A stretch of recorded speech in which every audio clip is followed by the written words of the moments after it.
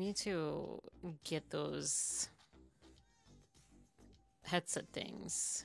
Oh, wait, it's not working. Oh, great. Awesome.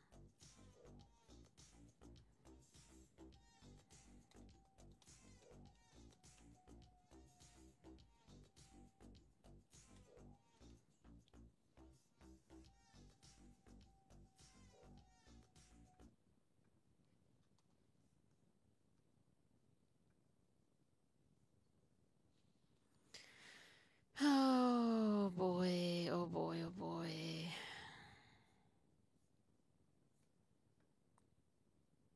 Heavy internet issues today.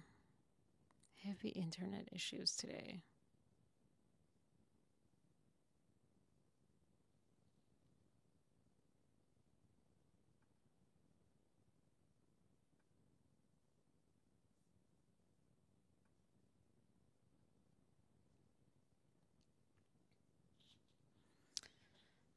I have such an exciting, well, I don't know, exciting, but yeah, I'm excited about today's whatever. And here we are. Meantime, let me fix the camera.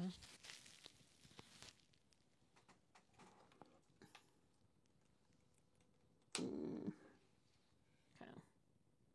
Ah.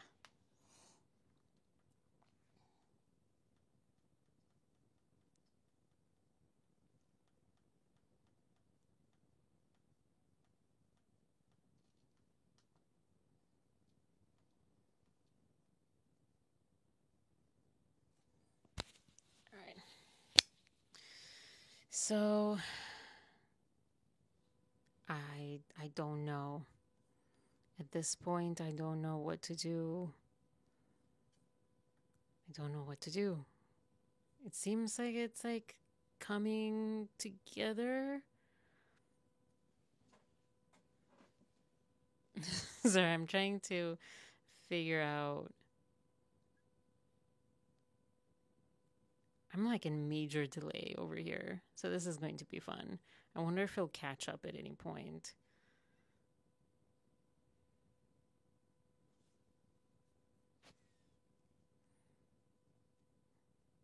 Maybe I'm just like in delay.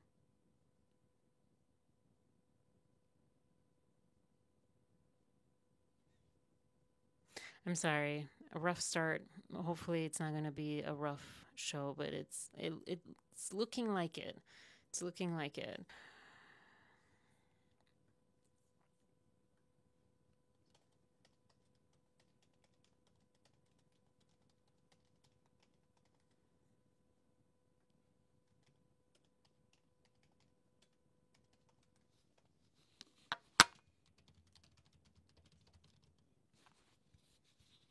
So maybe it's working. I don't know. I don't know. Um Anyways, I'm going to try my best to just get on with it and see where it takes, where it goes. All right. So, on today's list of things, I have a bunch of random topics. A bunch of topics randomly picked based on my personal wow factor. Either good wow or bad wow, some sort of like, ooh, this inspires me to talk about it. And then some Blake Lively stuff. Honestly, just the 60-minute Australia interview, or not interview, whatever it is, segment. And I am finally, unless the internet will go absolutely crazy, which it seems like it is, going to talk about the Oliver Stone thing. Um,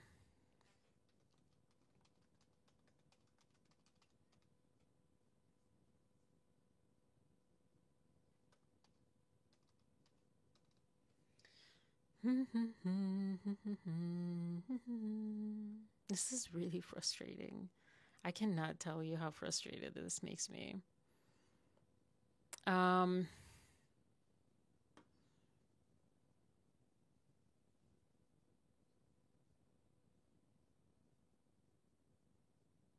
thought I heard something.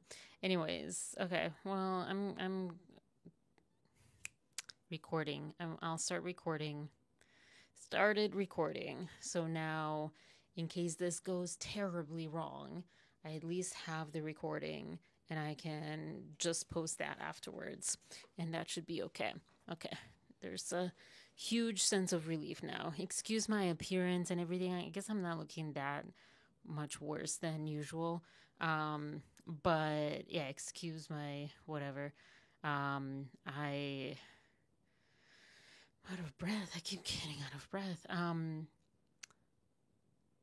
It's been rough with the sleep. It's been rough with the sleep, and I think there's the change in atmosphere pressure right now that suddenly I started getting a headache, and I had a massage earlier today. A massage that I need to drink more water because I also am dehydrated.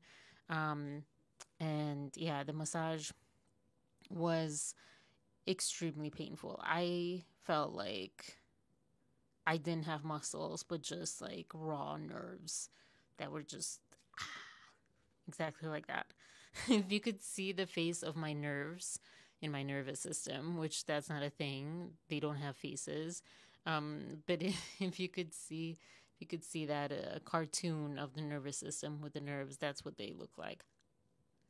Um, yeah, but we got through it. Me and my massage therapist. I should say I got through it, but I feel like it was a team effort. Um, it is really fascinating how strong massage therapists have to be. And he wasn't even going full force. But I remember when I was giving a massage to my grandmother, like a neck massage or whatever, and she's like, go stronger, it's not a lot. I'm like, uh I don't know if that was my grandmother or someone else. I don't remember, but I remember that happened. So yeah, it takes a lot to actually give a massage, and we definitely underestimate that. But yeah, hopefully it fixes a little bit of my issues. I was hoping for some more, but I don't think more was able to be done because the state of my body is so tense. Um, and also, I think that, yeah, if it would be like a perfect world, I know that I need like body alignment and massage therapy and, like exercises, like strength training, and like rotating them throughout the week. I used to go get like workout and then right after have a massage like every single time. And I think that's what I would need. But one, I'm not going back to that gym. Two, he's aligned with another gym, which is awesome, but it's so expensive. Which number two is the most important. Like it's so expensive. So yeah, and he actually is aligned now with like a gym, and the owner or co-owner or someone on that is a physical therapist as well. So it would be like great. I might still like book a consultation or whatever and see like maybe it's like workable. I don't know. Anyways, that's enough. Well, is it enough of my personal news? Yeah.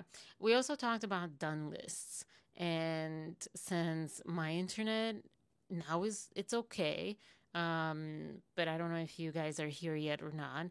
Um, but yeah, has anyone done a done list instead of a to do list? I've heard of it before, like a long, long time ago. And honestly, I didn't think about it when over the weekend I started filling into my to do list what I actually did, because I spoke about this on Friday, I think. It ended up that I was starting my day with a to do list. I was doing completely other things.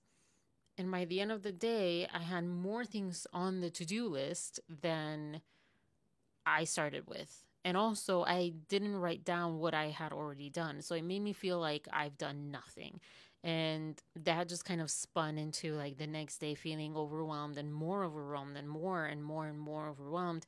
So I'm going to try this and see if this works as far as like getting the motivation. I remember when I don't know the right answer to employers, but I know my right answer when I'm asked in interviews, like, when you have, how do you organize tasks?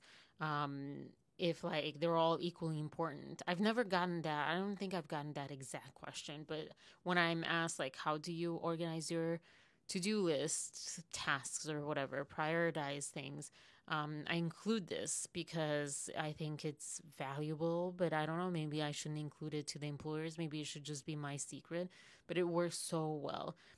I do a couple of tasks, a couple of tasks, or even like all the tasks that are quick and easy.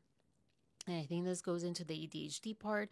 But when you're doing the quick and easy, you're gaining momentum. You're gaining like self confidence. Like, oh, yeah, look at that. I'm like just crushing this to do list. And it just keeps you going and actually tackle the like monstrous things. But I think it applies a lot because when you think about like working out or whatever, if you're jumping straight to like the toughest exercise or the toughest thing, one, you can injure yourself technically when if it's something physical, but two, it can just be demoralizing and you might just like quit or be like already exhausted, like, oh, I can't do the small things. So yeah, today I did a done list, and it's a pretty long done list, and it makes me feel a lot better. And I will confirm that it definitely helped me crush more things today. It literally gave me energy. So we'll see how that works tomorrow. All right. Because they have to like complement each other, because you have things that you need to do, that you want to do, that are there to be done.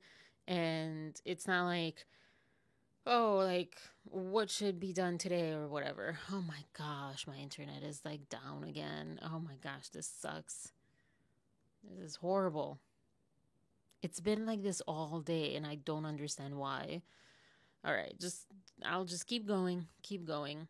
I also got, it was so odd to see Dave Neal. I haven't watched anything continuously, so I don't know if this was something that he kept saying throughout, but I independently of Dave Neal got Minecraft, McDonald's. I can never open these things. Let me know if you feel the same. But a McDonald's, whatever, gift or whatever. Also not sponsored at all. I was, I don't know if I was disappointed, but I don't see the point in this.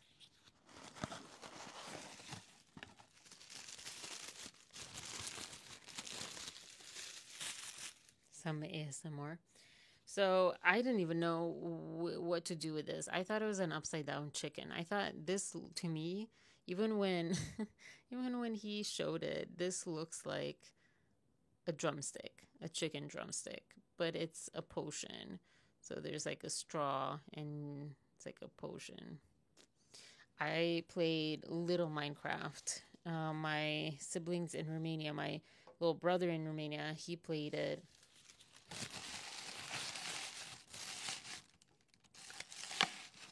He played it, and I got into it. And then when I came to back here to the U.S., my brother here played it, and I continued to play it.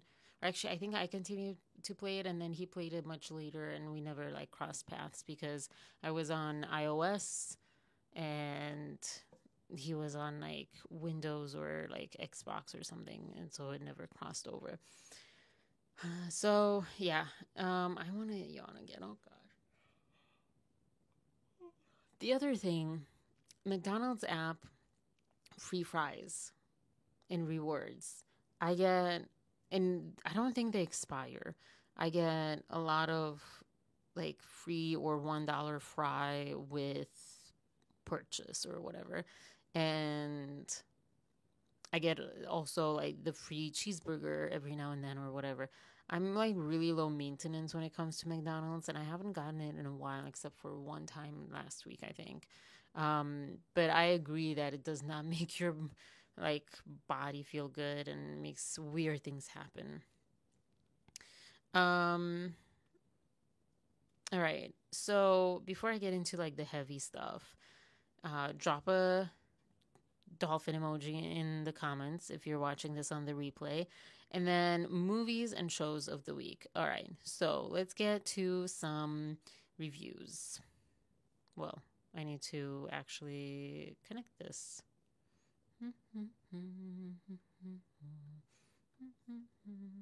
All right. So I've been watching Will Trent and I was super excited about it. I was like really like, "Oh my gosh, this is like amazing."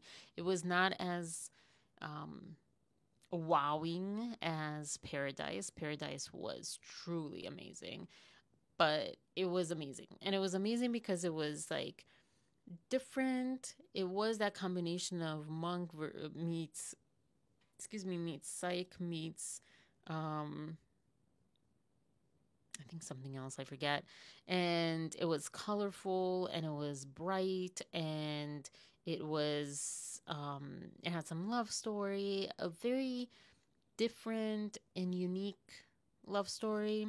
And so I was like really excited for all of those reasons and for like I wasn't excited for the crime part of it, but I was like, well, it is what it is. It's the show they, wanted to make. He was a different character. It was like really interesting. Like it was really different and unique to me. And then I think I'm on season 3 now. Sucks. What else can I say? It sucks. It sucks. I kept trying to give it chances, and I'll continue watching it because I liked it enough in the beginning that I'm loyal to it now. But it really sucks. It really sucks. It's horrible. It's become not itself. It's become something else. It's very dark. It's very weird. Like the directing and the like filmmaking of it is really like convoluted and weird. Like just not good. It doesn't make you feel good. It doesn't give you the good feels that season 1 and some of season 2 did. And I don't appreciate that because I feel like it's such a cliche for a TV show to do this. Uh, I don't know, maybe it's just me, but I feel like a lot of TV shows they start out with like an original take on something, an original style or idea or plot or whatever, and they screw it up when they get picked up again. Especially like further seasons. I remember was it the 100 or something? It was a CW show. It was sci-fi and it was like with young people in an after an apocalypse or something. I don't know. Sorry. And same thing. I think season 3 was just it just ran away from them, and this one too. It's just like it's so unbearable to watch, but I'm still watching it. And the other part is I love Gina Rodriguez. I hate that she's on this show. I hate the character. I feel like it wasn't earned. That's like my number one issue with her character. What's her character? Marian Alba, which also I'm like, oh, shout out to Alba. That must have been like really cool. Anyways, but yeah, her character is probably like really cool if you would have like warmed us up to it. And I'm not saying like take a whole season to do so, but like it was just uncomfortable watching. I kept thinking like, is this a dream scene? This is too,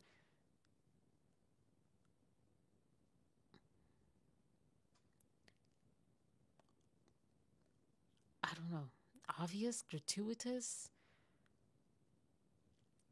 It didn't make sense. It didn't make sense. It didn't make sense. And also the other part of it, I understand it was like really sad and but understandable that Will and Angie, sorry, like what are their names? The cat is down here. Yeah, Will and Angie, they, had to kind of go away, go apart, whatever, because he sent her to jail or arrested her or whatever, tough times. However, I still, and I don't feel too often this loyalty to a couple, but I still feel like they should be together. And I'll tell you why. The story between the two of them, maybe I just haven't watched enough, but it's really unique. I did not anticipate such a story, and I wouldn't have even guessed it. It's so something that's not often or ever written, in this way. So I don't think they should have screwed that one up. I think they should bring them back together, and I don't know if they will or not because they definitely got Gina for like full time now. And I love her, and I hate saying this because it's nothing against Gina, but just the characters and the plots, you're screwing it up. I almost want to say bastardizing the story and the show, but I don't know. Not her, not Gina or her character. I'm saying like the writers and the way that the show is like gone. Like season 3 is bastardizing the show. The other part, like I said, the other part that is really bad to me is the darkness and everything's kind of like psychedelic. Maybe like the writers just started taking drugs or something. That's what it feels like. It's not real and cool and different and quirky and all the stuff. I'll say that my acting school's one student got like some major role part for one of the episodes. That was like it was cool to see. Um, it's I think really hard for me to not see him. I've not worked with him. He was already gone when I joined the school. Um, but it is really odd to see him in like a major role or whatever, or in this show. I don't know. This show, I've talked about how this show is like really strange with acting.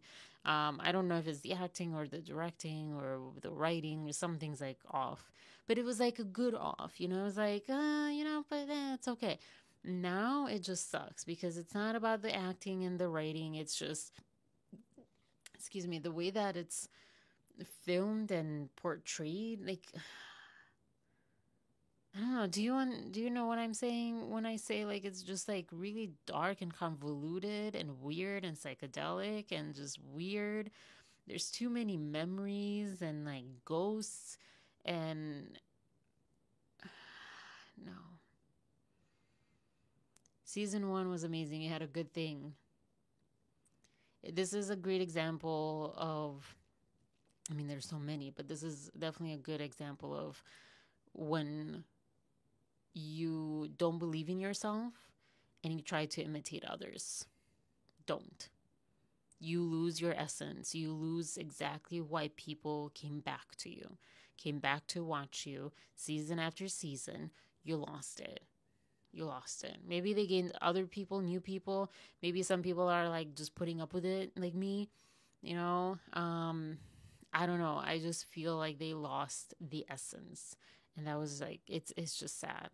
The other show I've been watching is Surface. My one friend recommended this, and just pull it up a little bit. Okay. Um, it stars. It's interesting how they have it here because the main star is Gugu Mbata Raw. I actually don't know how to pronounce it. I should have looked that up. Sorry. Love her name. I love that it means. Where is it? It's like a combination because her and again, sorry for the mispronunciation if I'm mispronouncing. Her full name is Guguletu. Guguletu. It's so awesome. It means, what does it mean? Like the something one. Darn it, where is it? Iguguletu, meaning our treasure. Yeah. So that's like really cool. Um, but yeah, I mean, there's no but. She's cool. She's very emotional. I would love to work with her, hire her as far as like someone who, a character that needs to show their emotions on their face, which you don't get too many. You don't get too many. Sometimes it's a little too much, but I don't know. It's okay. Um, but yeah, she's awesome. And then the other one, at least in the first season, she was married to Oliver Jackson Cohen. He's really cool. He played it pretty well. Uh, Again, the first season was really interesting. They're keeping up. The second season has not changed. This is a good example. Surface is a good example of what Will Trent failed to do, which is keeping their essence and keeping the same strong storytelling. But yeah, anyways. And then Stephen James was the other. So it was like this trio. It was really cool, really well done. Um, it might have been easy way out as far as the ending, but I think because they already came up with second season, they're like, oh my gosh, we have like such a great idea for the second season. We need to like end this storyline like pretty well, pretty thoroughly, because I will say that the second season, uh, I don't know. They're both like really mysterious and they do a really good job not knowing, not being able to figure out who's the bad guy, who's the good guy, and all that stuff. So, yeah. And it stars, the second season is mainly with these two as like taking place of Stephen Jones, Millie Brady, and Phil Dunster. Phil from Ted Lasso. Um, and yeah. And so yeah, I don't know. It's interesting. It's in London. It's really cool. I like it a lot. And also another thing with Surface is, ironically, it is a very calming and soothing show. It's very calming and soothing. It's not like boom, boom, boom. And it's not,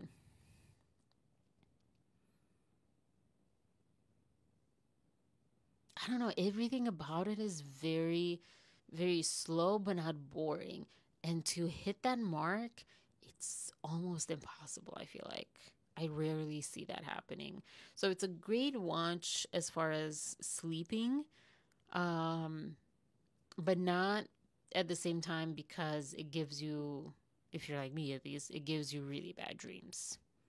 Like, very stressful, figuring out, you know, really convoluted mysteries kind of dreams. So, highly recommend Surface. Um, I recommend Will Trent season one, not season three, and like half of season two. Once in season two, there was like one episode where I think he like started seeing himself like when he was younger, and I was like, what is going on? And maybe it was the last episode of season two. No, it was no. It was the second to last. I don't know when Angie, her like one, the girl that she was like helping or whatever ended up being, well, oh gosh, spoiler alert, I guess. Yeah, that one sucked. That episode and that whole thing sucked. I don't know. They need to just stick to the present and just make that. I don't know. I think they're maybe they're just not good writers and good filmmakers there. I don't know. Anyways, all right. I was gonna say some things, but I'm gonna leave that for another live because it just doesn't feel right. Um, there are a couple of random news stories in the news. What am I saying? I don't know. There's the women astronauts, apparently. Okay, Katy Perry's an astronaut now. I will say that it's very her. The way that she talks and reacted and everything is very her, and I don't know what's wrong with her, is my personal opinion.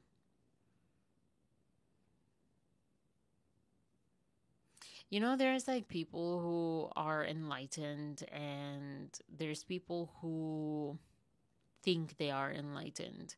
She's a person that thinks she is enlightened and might also be enlightened, but she thinks she is. And what I mean by that is there's this like fakeness, because people who are enlightened and secure and all that, they can like be come across abrasive to someone who isn't. um Excuse me, like it can be a trigger, right? We kind of have talked about, excuse me, oh my gosh, Ryan Reynolds feeling kind of that trigger based on Justin Baldoni's enlightenment or whatever. As far as we know, we don't know these people at the end of the day.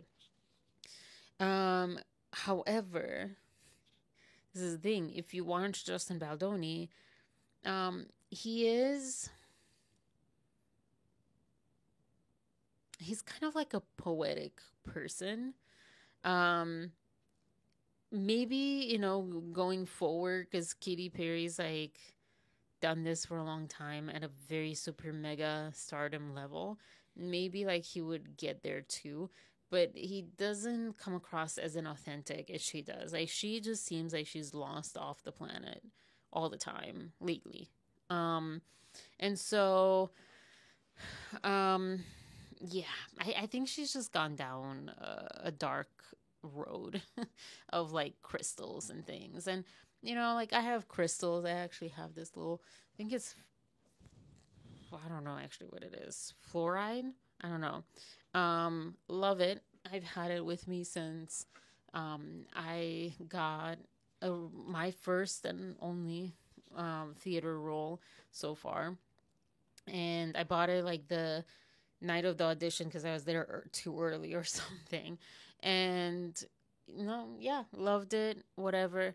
But I'm not someone who's like really gone off the deep end with it, where I believe things that are like really just, I don't know. I maybe I'm like being too mean or just too honest about my personal um feelings, but I just don't feel like she is truly on planet Earth on like true enlightenment and presence. There's this guy Sadhguru. If you haven't seen him around on Instagram, I feel like you should have by now, because I even did, and my one professor and my dad, like they both have known about him for a while. But he is someone who speaks and has very enlightened things to say, but like the his energy is not like, I mean, she seems like she's like on something. I don't know how else to say it. So I'm gonna actually, there was another story over here, but I am going to go to this one first, if it will let me.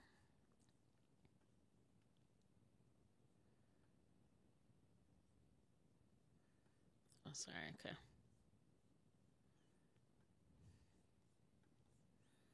Pulling it up. So I was watching, I was not keeping up. I was catching up on some things. And this, I don't know, this made me have things to say. How do you feel? Thank you. I know. I'll accept it. I'm an astronaut I feel now. super connected to love. So connected to love. I think this experience has shown me you never know how much love is inside of you, like how much love you have to give, and how loved you are until the day you launch. To which I literally, my face, I can't do it now because I would have to like mimic what and mock what I already did. But my instant reaction was that of like complete shock of like, what? What does this have to do with launching into space? You were there, I think Andy said, for 8 minutes. And also, even if so, because I did write, um, where is it? Will this make them give their money more now? to people who actually need it, that they can still be super rich but give some away so people can, have some livable wages and livable means of living. And so I said, um, basically around this, like, did they gain perspective? And her answer has nothing to do with that. It's just so gone out of this world, and it's not a pun that's I'm intending or even saying. It just does not make any relative sense. I'm gonna watch that again. I'm sorry. It's just like, ugh. Love. So connected to love. I think this experience. Like, what is this? What? And maybe it makes sense to her if she would explain it. Maybe it would make sense. But what is about going on this mission where you had to pay so much money and you're going there because you're super rich and super famous, and you're going into space for however many minutes, which is something that's amazing looking, but you're almost making a mockery out of it. You're all just like, whoa, whoa, whoa, and whatever. I'm sorry if I'm like really crude right now. She's all about like the daisy, but she's like constantly like this. It just like, it's really weird and scary. It really throws me off. Like, what is wrong with her? And so, if you were like silent and there, but also like saying something that it makes me connected to everyone on this planet, because I saw, the whole planet from up above there.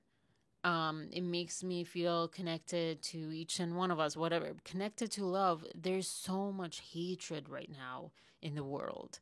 There is so much, including these people, these women, and their like spouses and their like systems, ecosystems. They're not like hatred per se, them per se, exactly, but like they're so in that space that promotes disconnection, not love, but profit. So I don't understand this answer in that sense. Has shown me you never know how much love is inside of you. And this is where I lost it. This is where I was like, what are you talking about? What does that mean? How much love is inside of you? For what? For who? For what? What does this mean? She went into space, even if it was like more than whatever. What? Did something happen?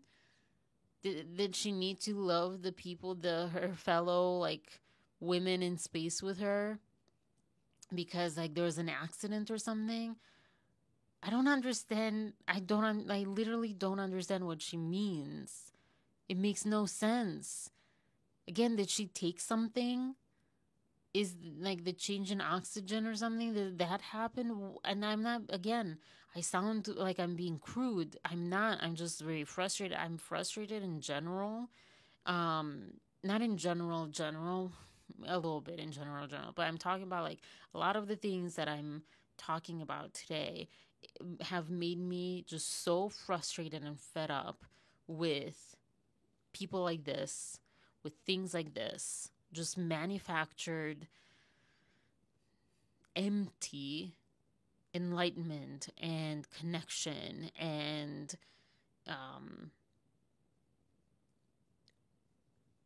I don't know, empathy. I don't know. I don't even know. Like how much love you have to give and how loved you are until the day you launch. And also, Andy's face said it all too. This doesn't make sense. This makes zero sense.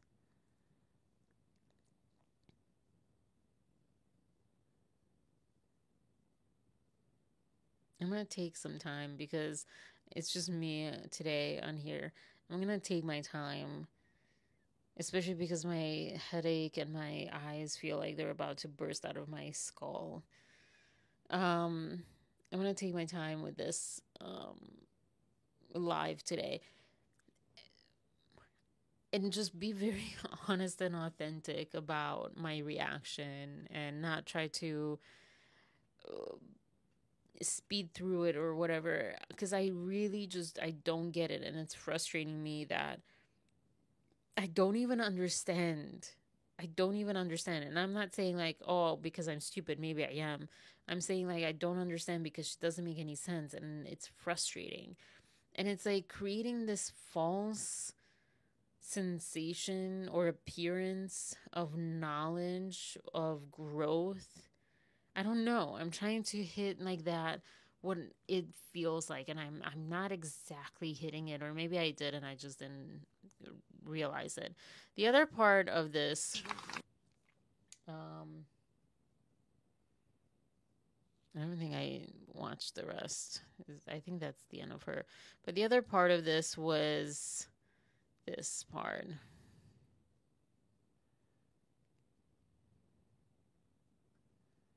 To go in your big space rocket? Give me a break. I'm so and not just about gratitude that we're able. Look at this nonsense. This is a PR commercial to make space seem safe so Blue Origin can make more money with space travel. So much gratitude that we're able to do this. It's not about going to space. It's about what we bring back. That is the stupidest phrase I ever heard.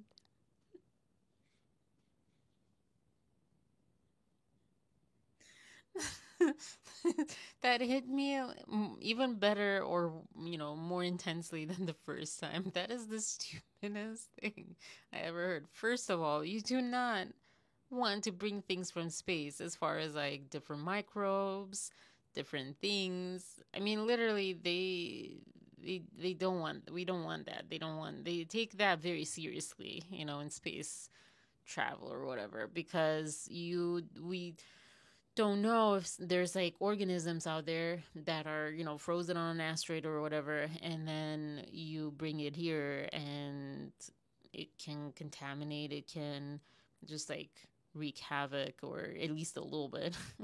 I don't think it has happened except maybe in sci-fi movies, but it's one place where you would rather not even know that if it happens or not. Like, you'd rather be cautious about it. So it just sounds like so stupid saying it's not about what isn't, but what do we bring back? To be able to do this, it's not about going to space. It's not about going to space. It's about what we bring back. That is so stupid. You're literally not leaving your little capsule. What are you talking about? This is so... And I could say stupid again because it feels that way, and it is that way in my opinion, fully. But it's just disgusting to me. I was literally grossed out by this segment especially. It is so much just crap, empty marketing. There is nothing. There is no nutritional value to this video that Blue Origin, I guess, is what they're called, is doing. It is horrible. Horrible. And it makes me hope that somehow there's some way that these people, like this lady and her husband, Jeff Bezos or whatever, will somehow, I don't know how, just lose all their money overnight somehow. I don't know. Because it can't be stolen because it's so spread out, right? And I'm not advocating anything illegal. I'm not talking about like someone's action towards them. I'm talking about like life doing this somehow, balancing itself out again. Because it is just horrible. They don't deserve this money. They don't deserve this money. They're not doing anything good for the world, for humanity. They don't deserve it. The sad thing is that they will have it, they will keep it, they will, live their whole life with it and onwards, and like it's not going to make any difference. While people like Olivia Munn was saying, this is, great, whatever, but like how can this like be something we're celebrating or doing to this scale, advertising or whatever, which, first of all, I didn't even know about it. Like, I only know because of this. When people can't even afford eggs, that is like a huge part of the disgust that I have for this. It is absolutely disgusting. Yeah. I said, I hate, makes me gag. I hate marketing. I do. Again, I think there's marketing that is just the plain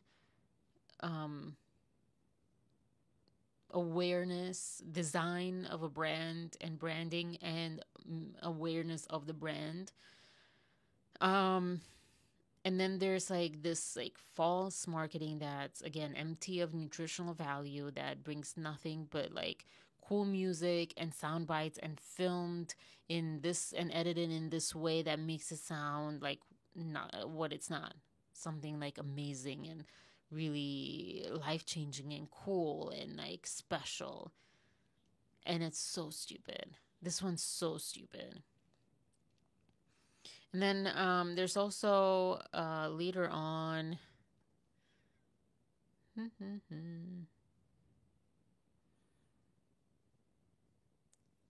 Yeah. This was like, people, I know people who hate Oprah, and I know people who love Oprah. I know people who, feel like she's failed so many people, women and African American communities and so forth. I know people who feel the opposite.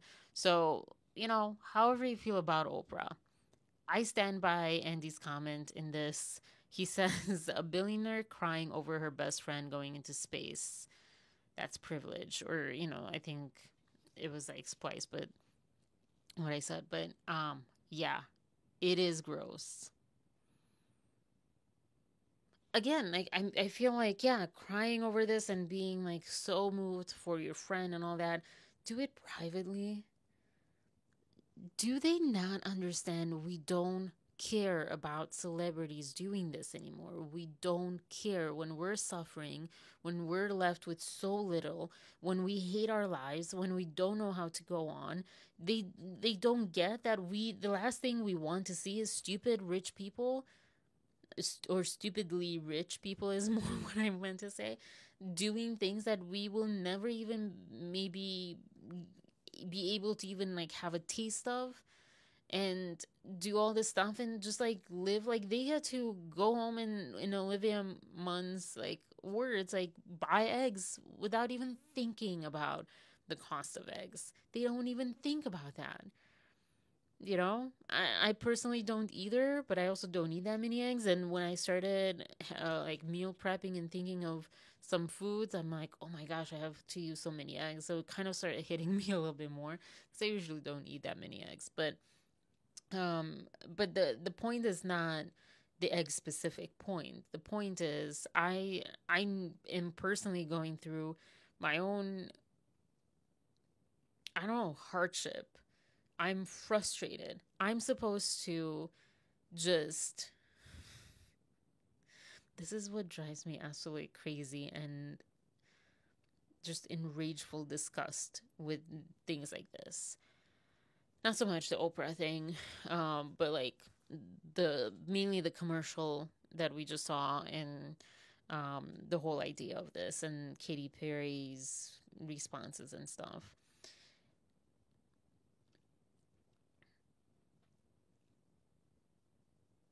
I'm criticized and I'm expected and I'm labeled all sorts of things. I don't even know all the labels. I don't know the labels, but I know that there's a huge judgment on, if I would be very honest with where I am in life, with how my life is going, with my day-to-day activities or the lack of, with my employment history and status, I would have so many wrong judgments on it, while people that either worked hard or slept with someone hard or whatever they did, got lucky, or they like stomped over other people to get higher and for them to get the money while other people did the initial work. Take your pick.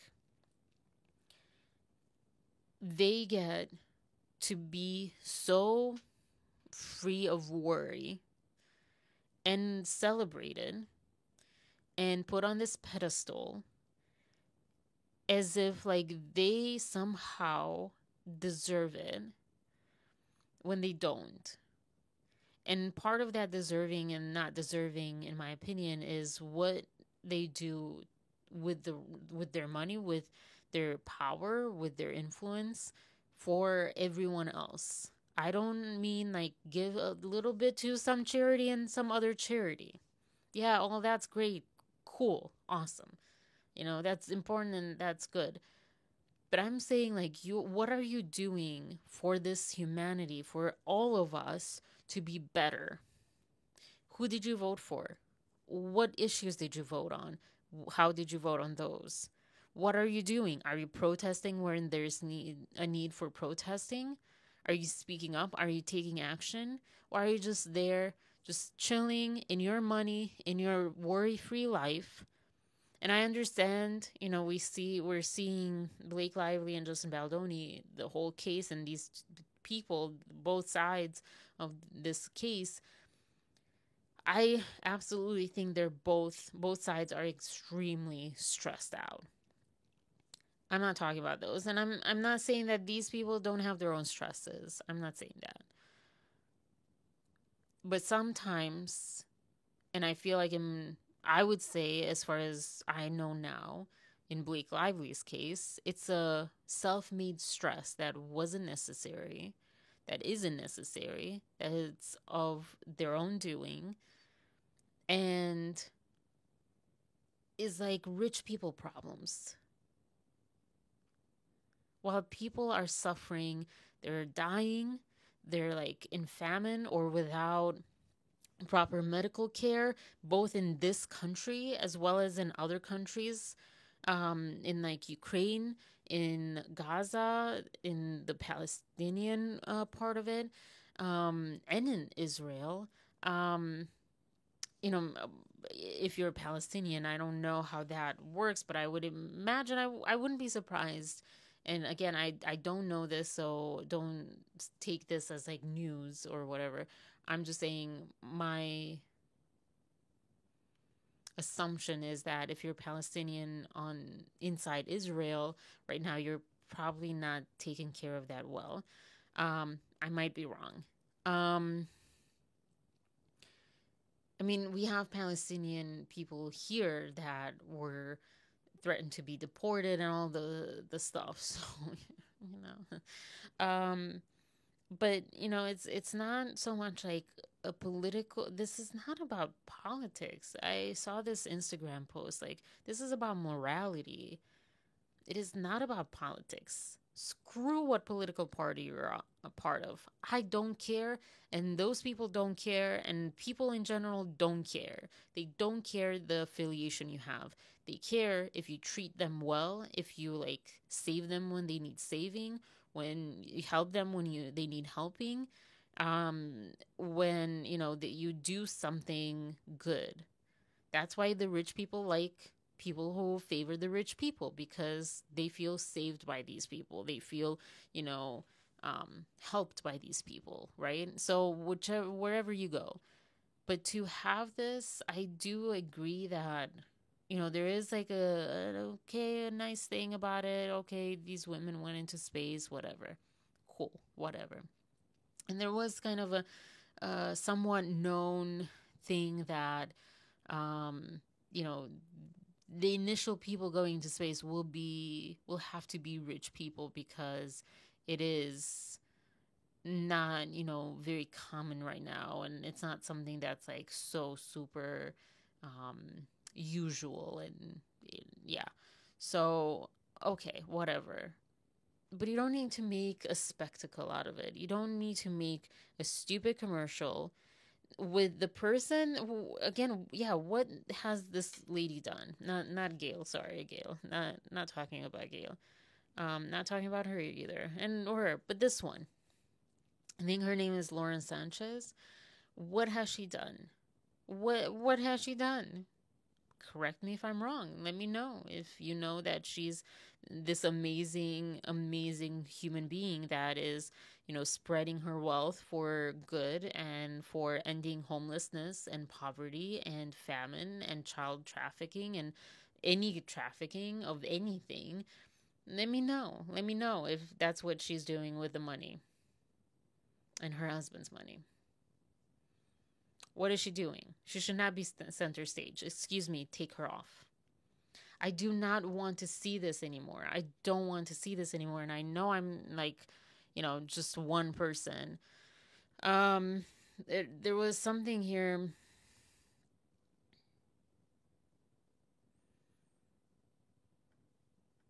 Where was I that I was talking? I think it might have been in the Australian 60-minute story or something. But it was something like, it was in the 60-minute. This one guy said that, of course, like, you can totally see that there was a smear campaign because suddenly, people don't just like hate someone that much. Basically, I'll get to it later with the exact quote, and I actually have it on that. I have the video ready to go on that note, but okay. But this is what I said about this and about that. It all comes together. No, it's not bots. It's people who are fed up. I don't know. I find it so like fascinating in a way that these people are so delusional that they don't realize that while people are like, I'm saying suffering, and I feel like that's not a strong enough word. People are like having the worst life that they could have for no reason. They didn't deserve it. They're most of the time harder working than these crap people. And they're having like the worst life you can have, or the worst life that they can have, just a terrible life. And because we don't like goo and awe at celebrities, and like, also this person looks like she had like so much plastic surgery. She's not even beautiful. Sorry, I'm going at it today. I'm going at it today. This is why, like, maybe, because no one's on the live on the chat. And this is why I'm like, maybe I should have people on the chat because I go off, but I would have gone off anyways. It was giving me like a moment to like think of my thoughts sometimes. That didn't make sense. But yeah, so people who have an undeserving, terrible life, they should be grateful and thankful to these celebrities and rich people that mostly don't have their wealth deserving. It reminds me of some sort of like historical event or movie or both, where almost like back in the day with royalty, like in France, it makes me think for some reason like France comes to mind, and like Marie Antoinette, where the idea that she was like flaunting, or whoever, they were like flaunting their rich.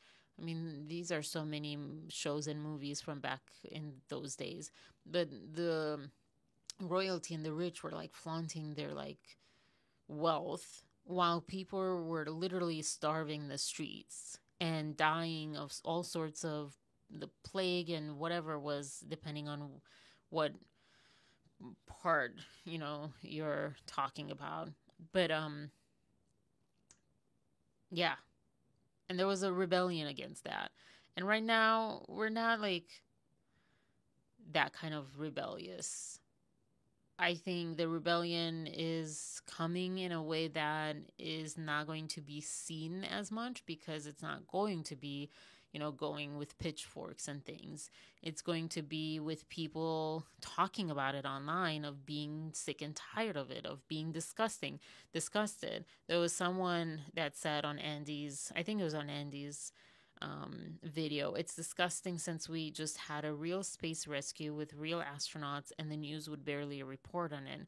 People, they are disgusted, rightly so. They're disgusted by things and they will speak about that, especially this stuff. This one is safe to speak about. I can't say so much or as much about politics. And I just commented on another video saying because the sentiment was that why aren't people speaking up about this more? And it's some of us are freaking terrified to speak up. Not for deportation, because I would be deported to my home country and that's fine. But it's not a bad home country. But about people are scared for worse, retaliation, retaliation that can cost their life or their safety or their life or safety or the people that they love or whatever. That's what I'm afraid of. That's what a lot of people are afraid of. Not everyone. And for those who aren't afraid of that, you should speak up. But I think, there's quite a lot that are. But as far as this kind of stuff, we will speak up about it, because what are you going to do? You're rich because we pay you. Jeff Bezos is rich because we go to Amazon. I would love to see a boycott of Amazon. If that happens, it's going to be the clearest message, because it is one of the hardest things to stop. I haven't really shopped on Amazon in a while, because also it's just Chinese this and Chinese that, and fakes all over. And I haven't really bought anything either, but people have done it with Target. It surprises me that Amazon has not been put on that list, except for I think one day or something. Sorry. And yeah, but like I said, I think that day is going to be the best day, honestly, because that's when we as people it'll finally sink in for us that we are powerful. As far as the government, I don't know. I feel like that ship has sailed, but I don't know. That's maybe just my fearful, pessimistic, out of fear self. I almost wrote the D word, that we are not a free country anymore. But I thought twice about that. But from what I'm seeing, where the laws are not respected by the government, I would say that we are not a democracy anymore and a free country. So we'll see how that goes. Back to this, though. I talked about that. Oh, yeah, I was going to play the Oprah thing again. Neither here nor there for Oprah. Whatever. But just as a symbol of the... as he says, the privilege and the grossness of making this. Not only should Oprah's crying. Oh, my friend Gail's in space. I can't believe it. A billionaire crying over her billionaire friend in space. Am I the only one who's annoyed by all this? I mean, I know it's a risk. Maybe I'm being mean. Let me know in the comments. But I just find all of this so just get over yourselves. Oh my God, the privilege here. It's sickening. It is. Yeah, you're not the only one, Andy. It is. Yeah. I also think, though, it is very interesting that this is happening. I am I'm very curious how long this will be and how this will shape up. But I feel like this is definitely an interesting time. And I wonder what brought us here. Sorry, I have an itch. From my perspective, and it's such a narrow perspective, and I'm 90% sure that this is false. But from my perspective, it seems like this Justin Baldoni, Blake Lively thing exploded the internet and people, real life people, to honestly, vocally express their disgust and being manipulated, and being controlled by not even the media, but by rich people that think they're so powerful, by power. I just think of Russell Brand now. I'm like, oh my gosh, I sound like him now.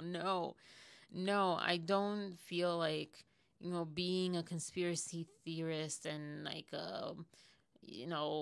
listen to me, I'm the next Jesus kind of thing that he's going for, and other people in that kind of space and area of this, industry, the media industry, news industry, etc. I don't think that's right. I think that's like, again, just more BS, more control over more people. It is not freedom when you're telling your audience what to think.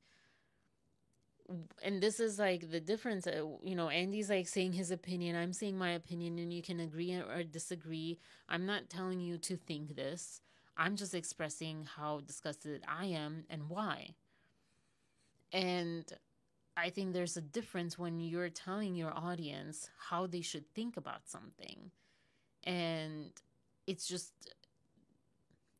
the same control. I remember realizing, there's conservatism on both sides as far as like the political spectrum. You often refer to in the US conservatives being Republicans, and the idea of like being against abortion and gay rights and, any kind of evolution. But then they also like take medicine, which, why are they taking medicine? Because I thought we're not about evolving. But anyways, so you have that. But what people oftentimes don't realize is that there are many conservatives on the other side. A conservative person is someone who literally is not open-minded and willing to go outside of their, personal view that they've built or have been told to have. And so they're like holding on tight to whatever it is. So you can be conservative wherever. So I don't like talking about, the conservatives. It's like, which ones? But it's kind of that same mindset, kind of that same sentiment when you think about conspiracy theorists versus mainstream media. Russell Brands versus mainstream media. It's the same coin, just the different sides. Both sides are trying to control the narrative, trying to control what you're thinking about certain things. And I don't feel like any of them are promoting, hi Maria, welcome. You missed quite quite the rant that I had on this whole like women astronaut situation, and just like the whole celebrity and rich people stuff. I can't find my words great, so yeah, that's still happening. But I tried. But yeah, it's the same control on either side. It's just one is telling you, I'm trying to control you for your sake, and the other one is saying, I'm just trying to control you. It's the same thing, though. I don't want to be or live like Russell Brand, So, sorry, that was like what I was going to say. It's like, you're not helping your audience having to have the freedom that they need, that they have, for them to be themselves, for them to think the way that they want to think. They need to think in your particular, like, not barriers, but parameters. Anyways, I don't know how I got to Russell Brand, but yeah. Oh, and then another part that Andy was saying, as far as the astronaut women or whatever, I don't think they're astronauts. I don't know. It depends on how high up they went and what training they did and stuff. Because I guess if they did extensive training and they had to pass certain like health requirements, and they went like far above the atmosphere that grants them being in actual space, I guess they're astronauts. But also they're not, what are they like exploring or whatever? They just kind of went. So I don't know. But anyways, but he said all the money in the world can solve that insecurity, I guess, because when they came back, yeah, like it was just a marketing ploy. Like this was not. It just hurts me. Being on land is not enough these days. We got to Bezos, the hero, the astronaut, releasing all of the women back. I wouldn't even recognize this guy. I don't know. If Andy wouldn't say his name, I literally would not recognize him, and I'm so happy about that. The joys of not reading the news all the time, almost ever. Into lands on the all-female thing. They got females all over this thing. And look at Muscle Man, Mr. Clean, got to be there first out the gate to get some attention on the news. All the money in the world still can't solve that insecurity, I guess. Go see your baby. Where are my babies? Go see your baby. Go see them. Where? I have to go there. Where are my babies? Oh, I have to go there. But yeah, Andy was like, sorry. Oh, I was in another live. Okay, sorry, I just read that part. No worries, Maria. A fun live? Any fun new other lives? Anyways, yeah, I guess it's just like so. I would have zero problem with them doing this by themselves. Like this looks like, two undeserving rich people that can do this. Go do it, whatever. But making it as if they're doing something for the good of humanity or something, no. The umbrella guy. Okay, yeah, you told me about him. I'd have had an awesome and fulfilling experience personally donating all that money to well-needed people. Yeah, it have lasted longer and made me feel ultimate joy. And that's a very good point, that when you give, you get joy. And giving to charity, just so you say you did it, which I'm sure they do. They might not even know. They're just kind of like signed into a contract. Like every year we donate to a charity this percentage or whatever, this amount, whatever. And it becomes like something that they don't even notice, or I don't know. Maybe they don't. But from the little that I have heard about him, he does not care about anyone at all. And I feel like to be that rich and to be in that kind of a position where, Amazon's not on our side, you need to be not just narcissistic, but more than that. And I hate saying the word.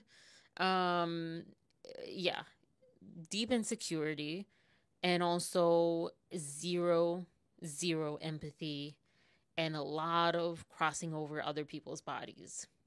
So that's like my personal take on it. But yeah, so I don't even know if he would understand actual joy. And that's like, I guess, the sad part they have to live with. But I'd rather take that over, what most other people on this planet have to go through.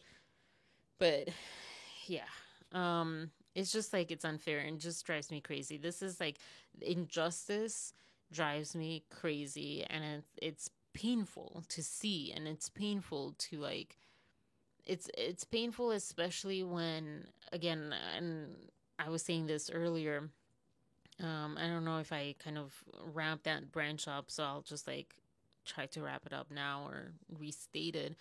But it's painful when, I mean, kind of, I guess, call me selfish too and self-centered, if this is the case, but especially when you feel it on your skin, and to not even the extent of like famine and war and all that stuff that so many people are dealing with right now in the world, but even to a lesser extent where, again, just like the emotional pain. I know it sounds like so frivolous to so many, but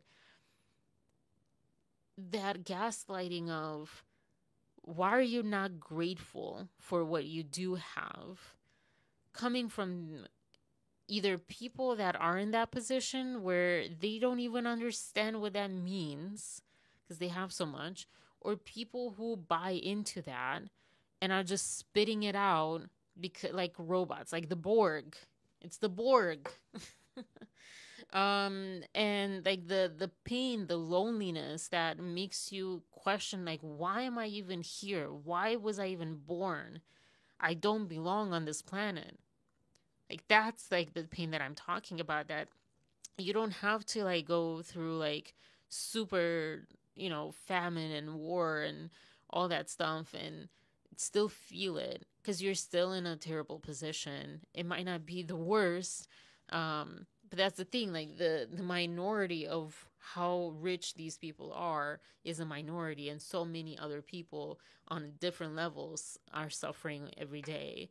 And I'm just like so sick and tired of not just like having that experience on my own, but just imagining, like it really hurts, like imagining how many people out there are being told this and buy into it, or lose their lives or something because they're like, but I can't do anything about it. You're asking me to want less than what I am, what's like a decent human situation, or yeah, like you're asking me to like play mind games with myself while all of these people are just so like relaxed and they do whatever they want and just keep earning and earning, because Andy keeps talking about was talking about how basically this is a race to commercialize space, which I feel like it's not a race, he's done it. And sorry, it's interesting. Yeah, anyways. And it's like, yeah, there's going to be more money and more money that this person accumulates for nothing. For nothing. It's so not fair. And I struggle to like not be disgusted by it. I struggle, and I don't want to not be disgusted by it. I refuse to try to play mind games with myself to, let this like slide by. Anyways, I don't know that I want to go into the whole Kilmar Abrego Garcia thing. Oh gosh, that was just watch Dave Neal, because I feel like he speaks for most of us that are, I don't know, human beings. I don't know. He lost it. Dave Neal lost it on his video. I think it was today's video, Rush Hour. I mean, the last one that he posted, the evening one. But he lost it, and I was like all there for it. I'm like, I'm living through you, because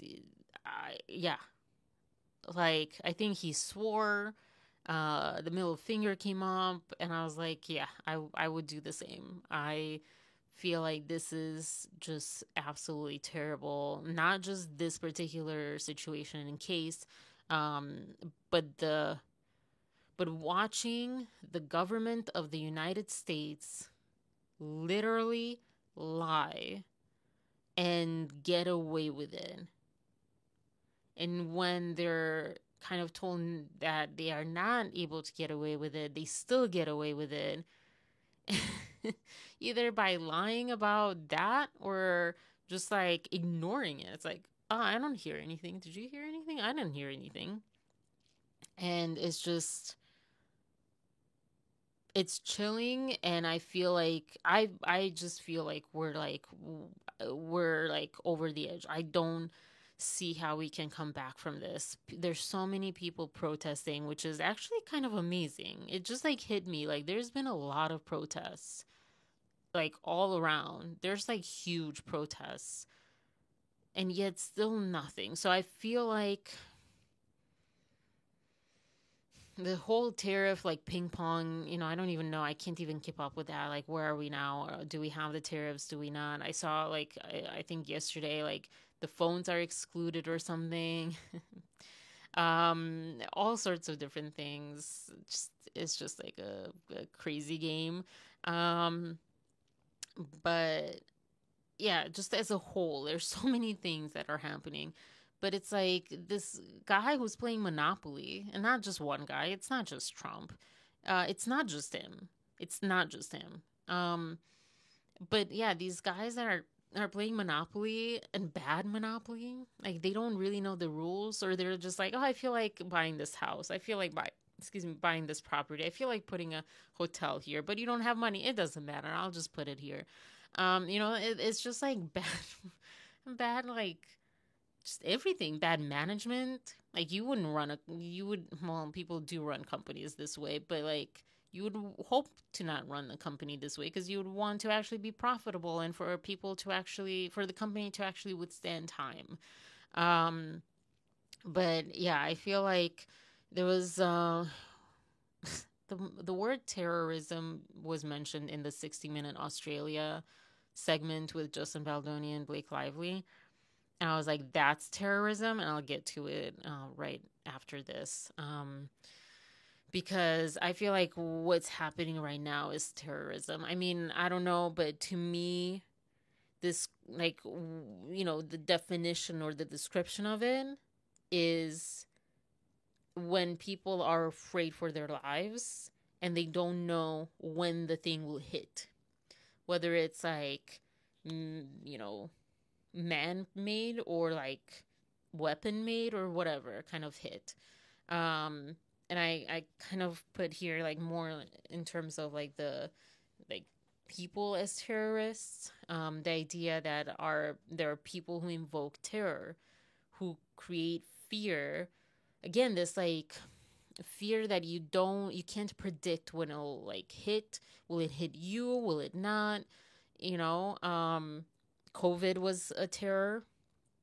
I feel like what's happening right now is that too, but because like it's not other to certain people, then it's not labeled as that.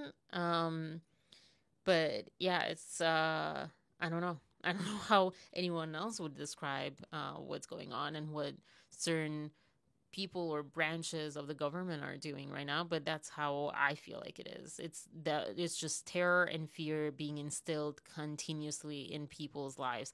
I'm terrified. I'm terrified to speak up. I'm terrified to even say what I've said here, what I've said in the past, and I feel like I've even censored a lot. Like I've censored myself because I'm terrorized. Like, what if like I said, I feel like I'm putting my life and safety in jeopardy by saying these things. And we have proof. We have like instances where that has happened, including this guy, Kilmar, and other people that have protested, etc., etc. The way that there was this, the Dave Neal video where I need to get out of here, where he said, I think I pulled it up right at that point. Let's see. The U.S. has admitted him. I think they invest. Now you have the insane voted $150 million. President Trump welcoming El Salvador. Let's hear the question from this very low-rated anchor at CBS. Thank you, President. Do you plan to ask President?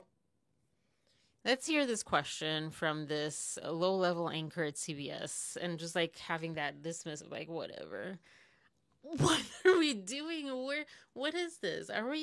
Is this like, did we enter in some sort of matrix? Is this kind of a dream or something? Where are we? This is not America. This is not the country that so many people, including like my family, came here for a better life, for a safer life. This is not America. This is like just destroying it. This is just so like appalling. I can't even, like, today I'm just like that kind of mood, I guess. Like, I'm just like so tired of like just all of this stuff over and over and over again. And again, I'll show the clips with the Australia thing, but like, again, it's like we're not bots. We're just people that are just tired, and we're actually speaking up about things, or like we're, watching people and liking people's videos and commenting on people's videos and following people that are also fed up, and maybe they're expressing things we can't express ourselves, because of fear, or because we just don't have a platform, or whatever reason, or we just don't feel like it. Not everyone, likes to be out there. And yeah, like it's not bots. Yeah, it's just like, it just, if you watch Dave Neal's whole like segment on his channel, and I strongly encourage you, Maria, and everyone else to like go watch it. It is so infuriating. I mean, even Dave cannot keep his cool by the end of it. And he, like, I think watched this already, and he's like, okay, let me report on this or whatever. And he still loses it because it's just that crazy. It's crazy. Like you're saying, it's crazy. How can you speak like that? Like literally, that is literally what dictators do. We've seen this so many times in movies and documentaries and whatever you're watching. Like, if I've seen it, it has not escaped anyone. Because I don't watch documentaries, and I don't, like, if I've seen it, high likelihood, at least, maybe it's not like zero likelihood, but high likelihood that you've also seen it. In so many different instances, that this is exactly what people do, that take away power to become absolute power. And if you're against them, your life is in danger, or safety, which is not the same thing necessarily, because, you can be deported somewhere, you can be displaced somewhere, you can be followed or monitored, or there's so many different ways. But this is like what's happening. Like, I can't even imagine America. The whole marketing of America is like freedom, the country of freedom. And people have criticized that before, but boy, it was nothing like this. And if America is in that position, it is a very strong country. And so that's not good. At that point, maybe those islands with the penguins, maybe that's why he put tariffs on those islands, because that's where people will want to move. Like, in anticipation, like, there are tariffs already on those islands. It's just like, it's chilling, it's infuriating, it's baffling. I just, like, I'm struggling with the words as it is, and sometimes they're coming out, but generally I don't even know what to say. I just am, I don't know, just appalled that this is happening. And not just this, like I said, even this stuff with the astronaut, I'm just like so tired. All the ads, I'm just like, I know it's like, it feels like so uncomparable, but I feel like it's the whole ecosystem of I don't know what to say either. Yeah. Of like, just as if we're like just being constantly fed like, you want this, you want this, you want this, this is for your good, or like you better like it, you better like it. Meanwhile, like the people who are benefiting from it, and I know it sounds like crazy, we've all started sounding crazy, but it's happening. People benefiting from it are not feeling that, and they're just benefiting from it. They don't do anything for humanity. At least Elon Musk did something for humanity. The Tesla, even though there are other electric cars and maybe there was some shady stuff there where he ended up being like the lead on that, I don't know, maybe it was timing, because I think he was too young and he was nowhere near the electric car when the first electric car trend tried. But at least he did that. And then with SpaceX, I mean, I'm not gonna frown upon SpaceX. And I don't know if it was him or someone that worked for him and, you know, he's taking the credit. I don't know, but so far I'll believe that it's him. I feel like he's genius enough, and that's why he's like kind of odd. And there's like, you know, some not so great things about him. Because he is, you know, genius. I don't know if this is like real or just like folklore, but people definitely say like, you know, when you're genius in an area, the other areas suffer in your brain because they have to like, you know, you're diverting every resource of the brain to that area. So I don't know, but at least he did something for humanity. I don't think Amazon is something for humanity. I don't know. It just seems like something for the economy, something for consumerism. I don't think it's something for humanity. If anything, it's kind of the opposite. They want to have their own doctors and pharmacy. I do not freaking trust, and I hope they don't monopolize pharmacies next and run them out of business and stuff. Like, I do not want my like medication to come from Amazon. No, thank you. And I don't know, other things. So, you know, like, yeah, I just grossed out today by all these things. And I thought, oh, I have nothing to say. Literally, like 3 hours before, it's like, oh my gosh, I should look like what. I had like a couple of things, but I'm like, what should I talk about this? Today, I won't have anything to talk about. And then I saw just a couple of videos and I'm like, what is going on? So finally, the pièce de résistance, can't believe I said that. I have just the allergy phlegm just needed for speaking French, is the Blake Lively, the Justin Baldoni. This was crazy too. 16 Minutes Australia situation. So there's two moments that I saved here to play. There's something about 60 Minutes that just is sinister as a whole. But the way that they made the choice of music for speaking about the Baha'i faith was definitely sinister. I don't think they needed to. I think that it was subliminally biased or not very much for Justin Baldoni. I think they try to be unbiased and kind of have both sides.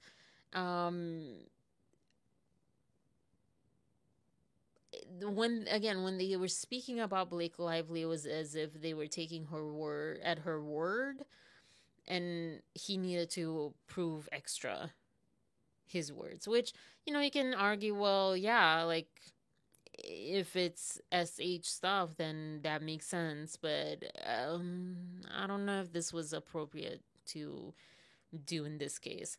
So, oh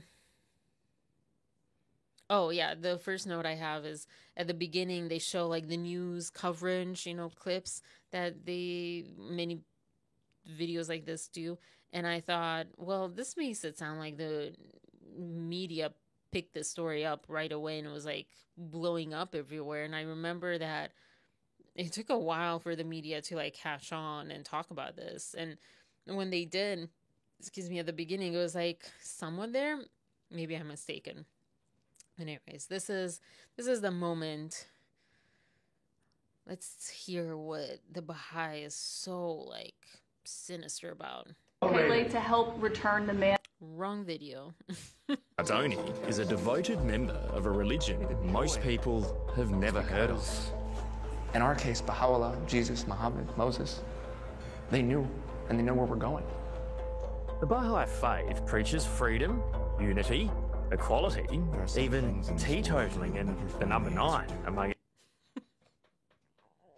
I'm sorry. I mean, I'm not saying this is wrong. I don't actually know that much about the Baha'i faith.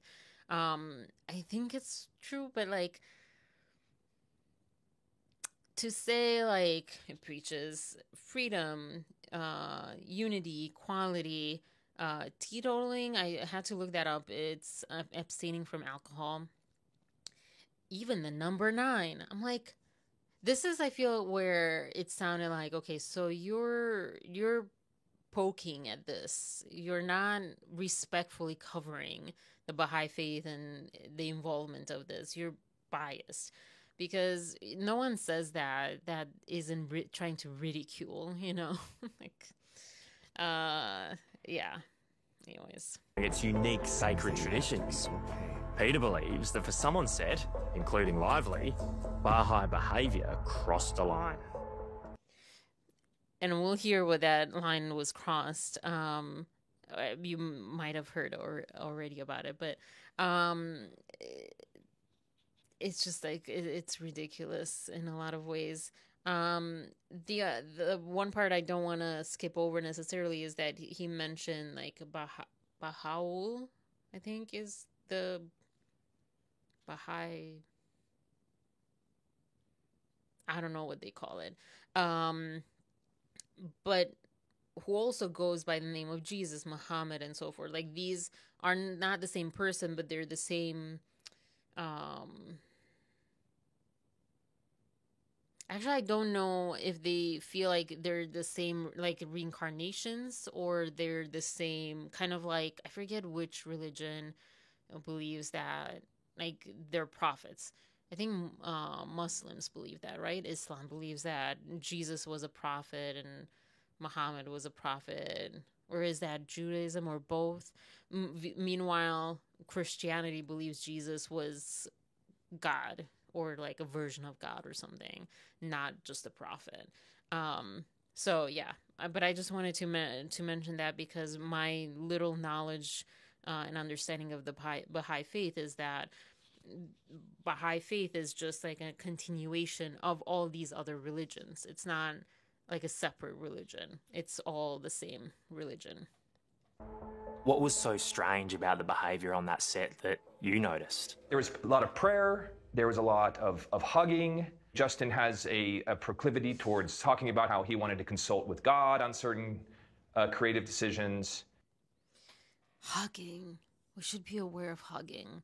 I know that's like really nitpicking one thing, but I also think it's important because I was talking earlier today.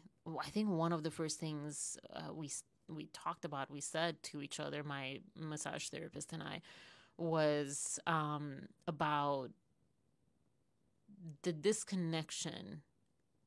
Mainly, we're talking, I guess, about the U.S., but the disconnection that people are experiencing and creating or furthering.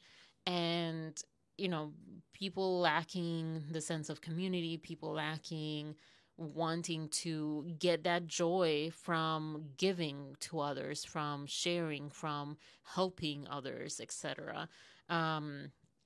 And it's all about like the consumerism of like me, give me more, you know, and I'm only like just, you know, protecting my literally immediate family if I have it.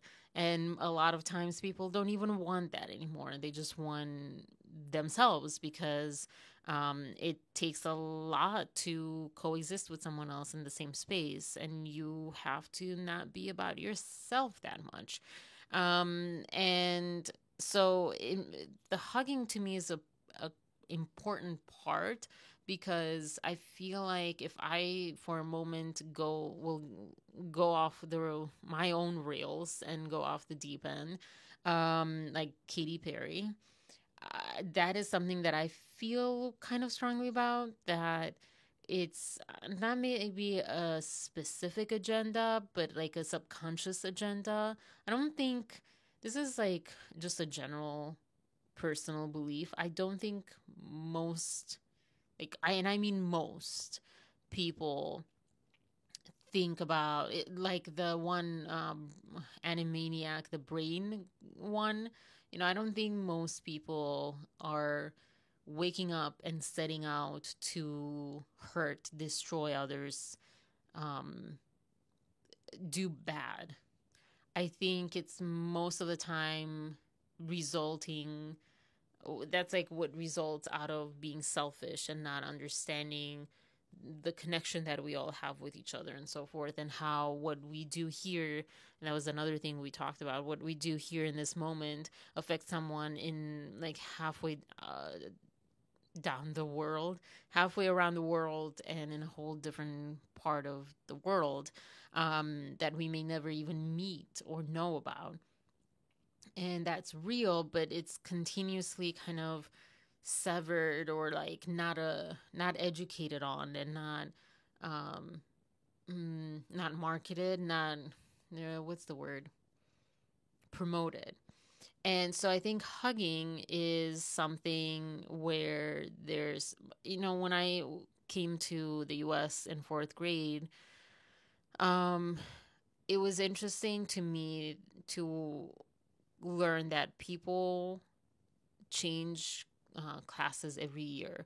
I met later on some people that went to like more smaller schools, like Catholic schools, that couldn't afford to do that necessarily. But there's a lot of schools that change every year. In Romania, it was unheard of. Yeah. You stay with the same people for like at least 4 years. Like elementary school 1 through 4th grade, and then 5 to 8th grade, and then high school I wasn't there, so I don't know. And you change, like professors come to you in the class, like with exceptions sometimes of, obviously, like PE and certain other things. Sometimes you switch, like languages. Not everyone in the same class will do the same language in 5th grade. So people who are, learning Spanish will go to another class. Who are learning French will go to another class, German, etc. But that creates a sense of community and a sense of like together, and also together in the face of authority. And that, I'm pretty sure, I don't know that it was by design here, but it was definitely very lucky of them to have that here, because it creates this like lack of understanding that we're connected and we're powerful together. And also in terms of the hugging, again, going back to that, it's like mistrusting your neighbor, mistrusting people. Like, why are you coming in my personal space? No, here's like my very far away boundary with you. Do not come in my personal space. And how like hugging can be seen as this like very nefarious and disgusting thing, where hugging is like what almost, I want to say almost all nations on this planet kind of do. Maybe not all. I think the Japanese are like kind of even more distant. They just bow to each other. They don't even shake hands.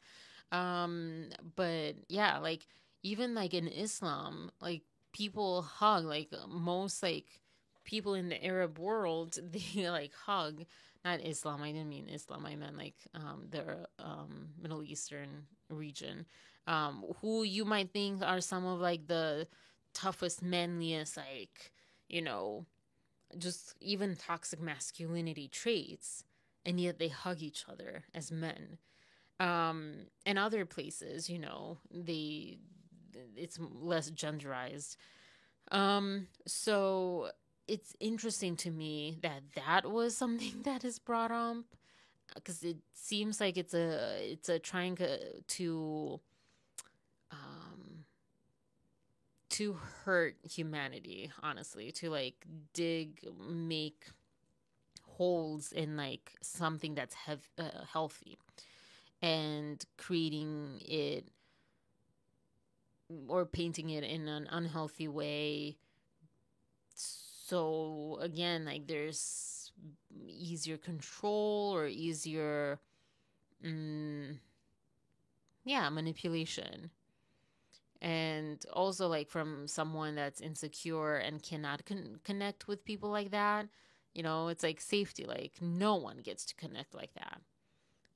My church says like that we hug never bothered me or made me. Yeah, of course there will be people who make you feel uncomfortable, but that's very rare, I would say. It's kind of like the same kind of idea of like, not the same idea, but one other idea like it is people will always take advantage of things like, days off, unless you patrol them and control them, or, if you don't make them sign in and clock out, they will take advantage of you and take advantage and take it. That's complete BS. Complete BS.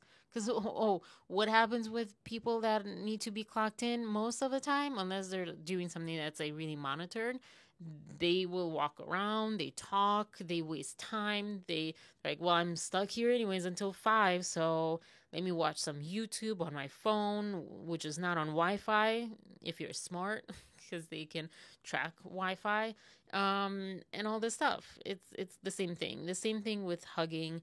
I've had a very kind of gross, talk about SH, whatever, in the workplace. Like I've had that happen with an old guy who did that, but it was like I was too young and I didn't know how to approach it, and I kind of like I've mentioned in a previous live, like I sort of told myself like maybe this isn't bad, so the mind games that one can play with ourselves, with itself, but looking back, it was definitely like it was a lingering hug, and I'm not talking about like a few seconds.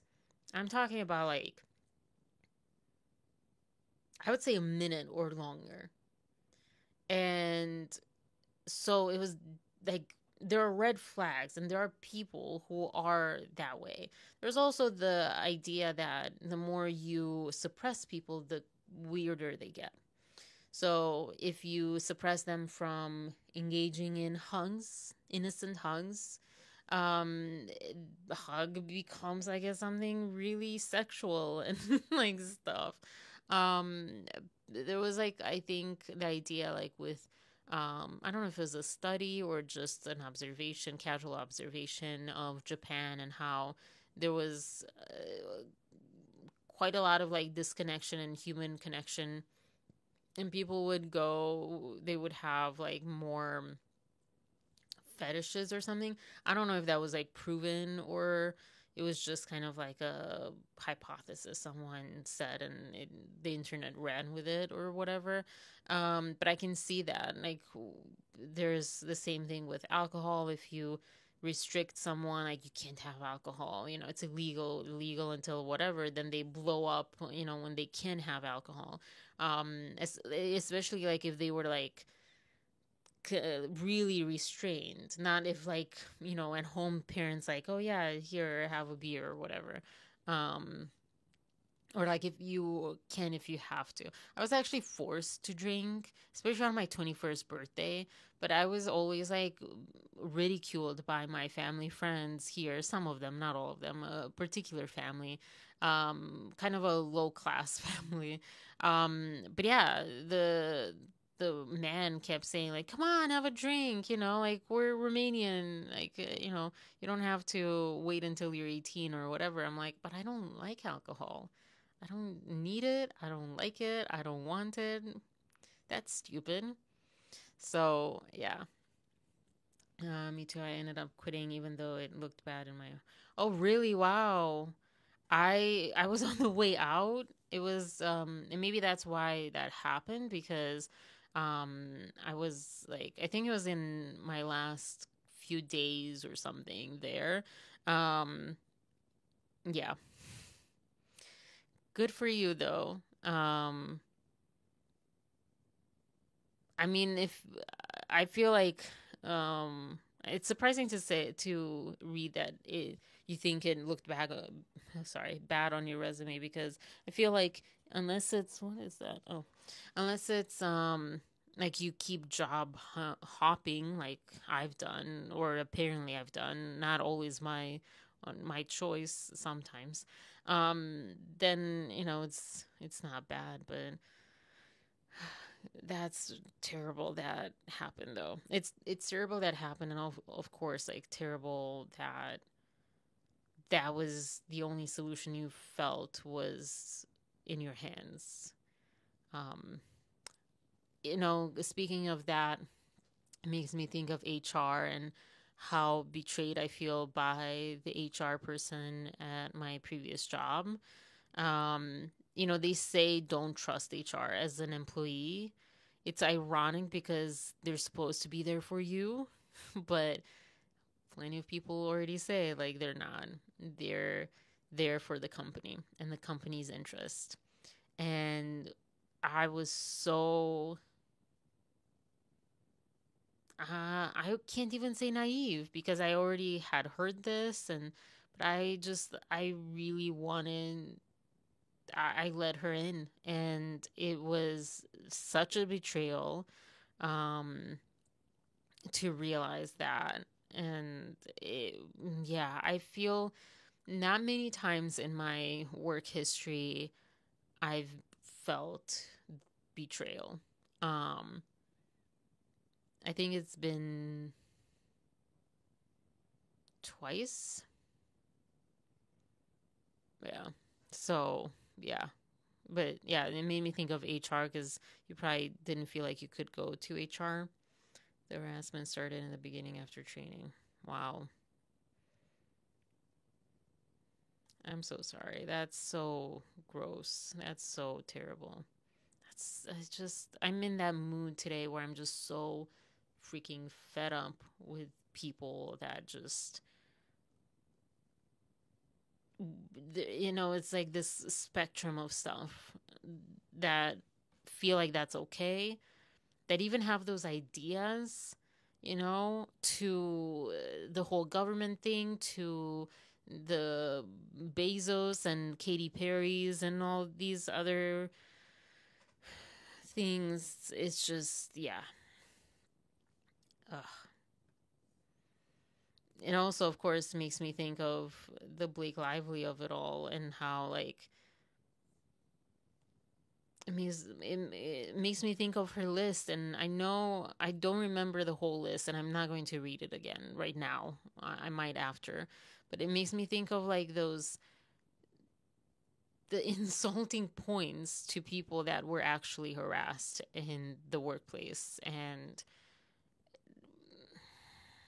like, the next part of this video was about, like, her father talking thing. Let me see. One of the weirdest parts of this whole thing was that she claimed that Justin told her that he had been communicating with her dead father, who had passed away several years ago, which is so strange. No, it's not. You have Katy Perry talking about how, like, she felt connected to love more than ever by going up this, like, to space in this little capsule and things. Like, no, it's not that strange. It's also not that strange at all. So many people...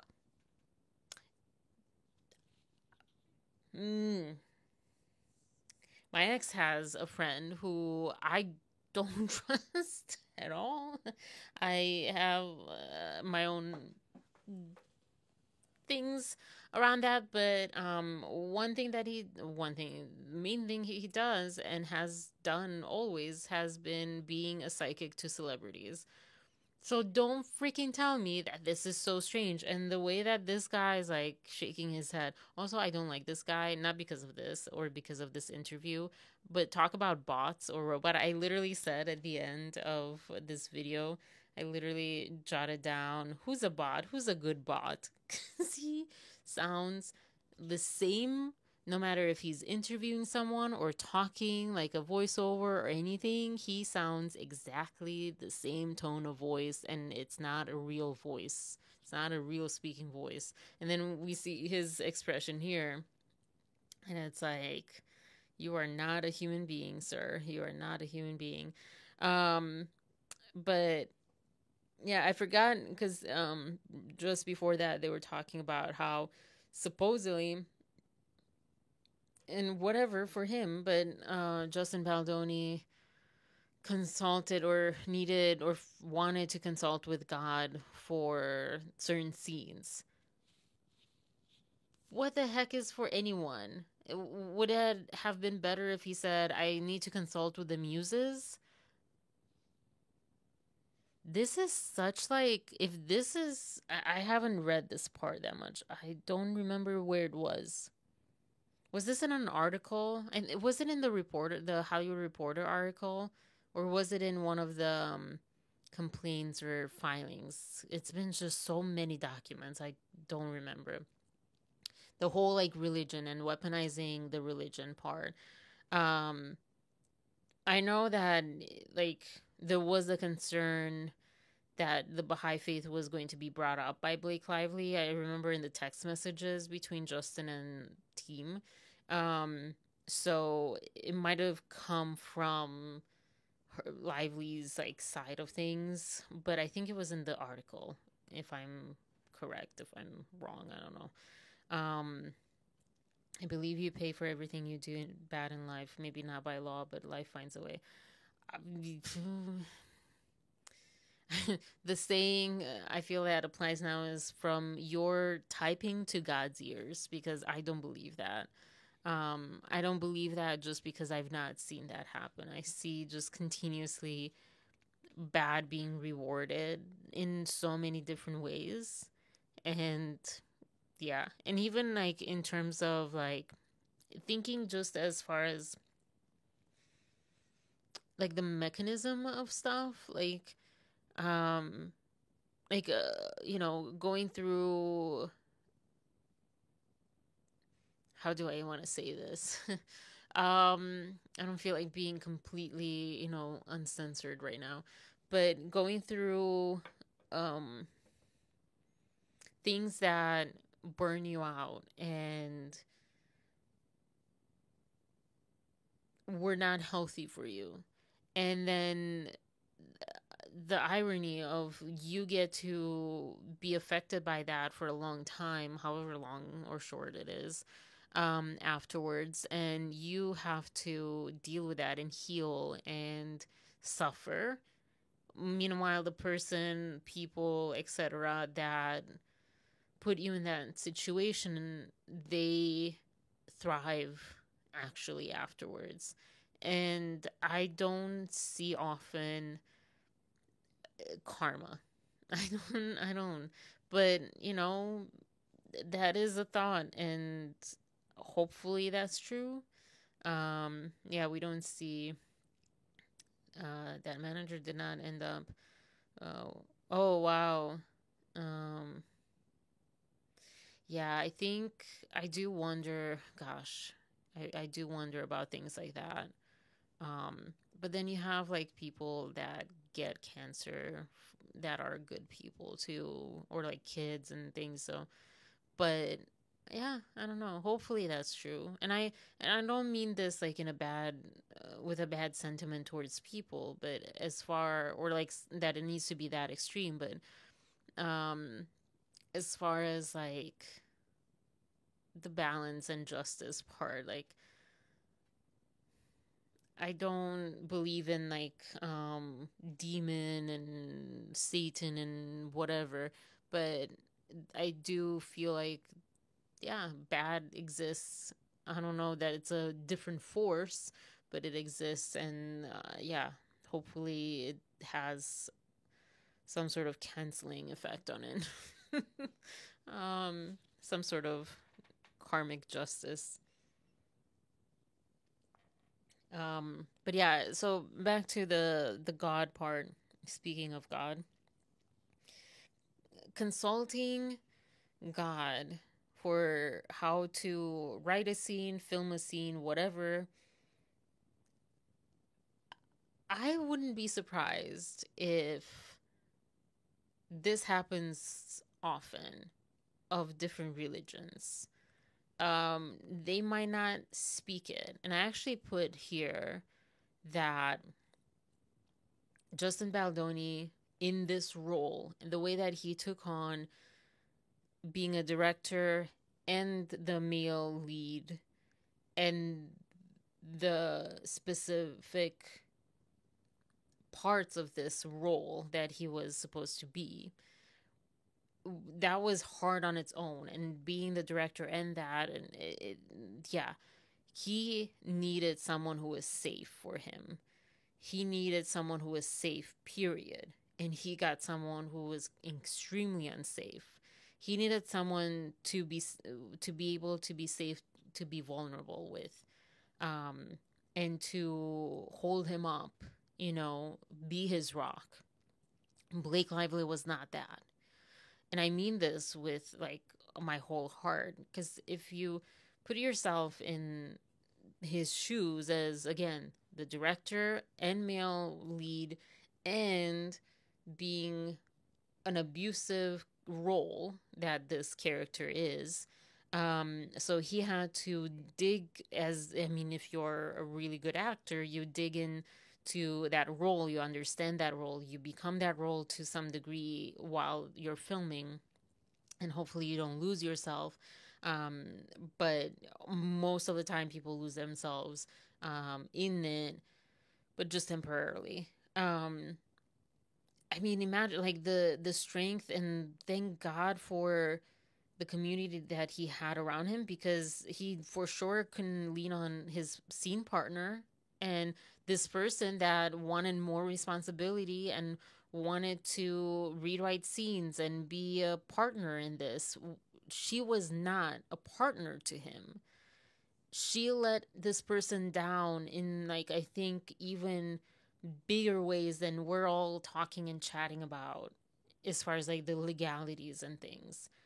When you're really like putting yourself in that situation and realizing how vulnerable he was and how much he needed a safe support system on set and in his partner, in his scene partner, and the partner, she wanted to be a more than that partner. He needed that safe space. He needed that safe partner. And man, and somehow he got through this. So if he's consulting God, sorry, that was like, I keep going on these tangents, for how to make a scene, that's his prerogative. That has absolutely nothing to do with you, me, or anyone.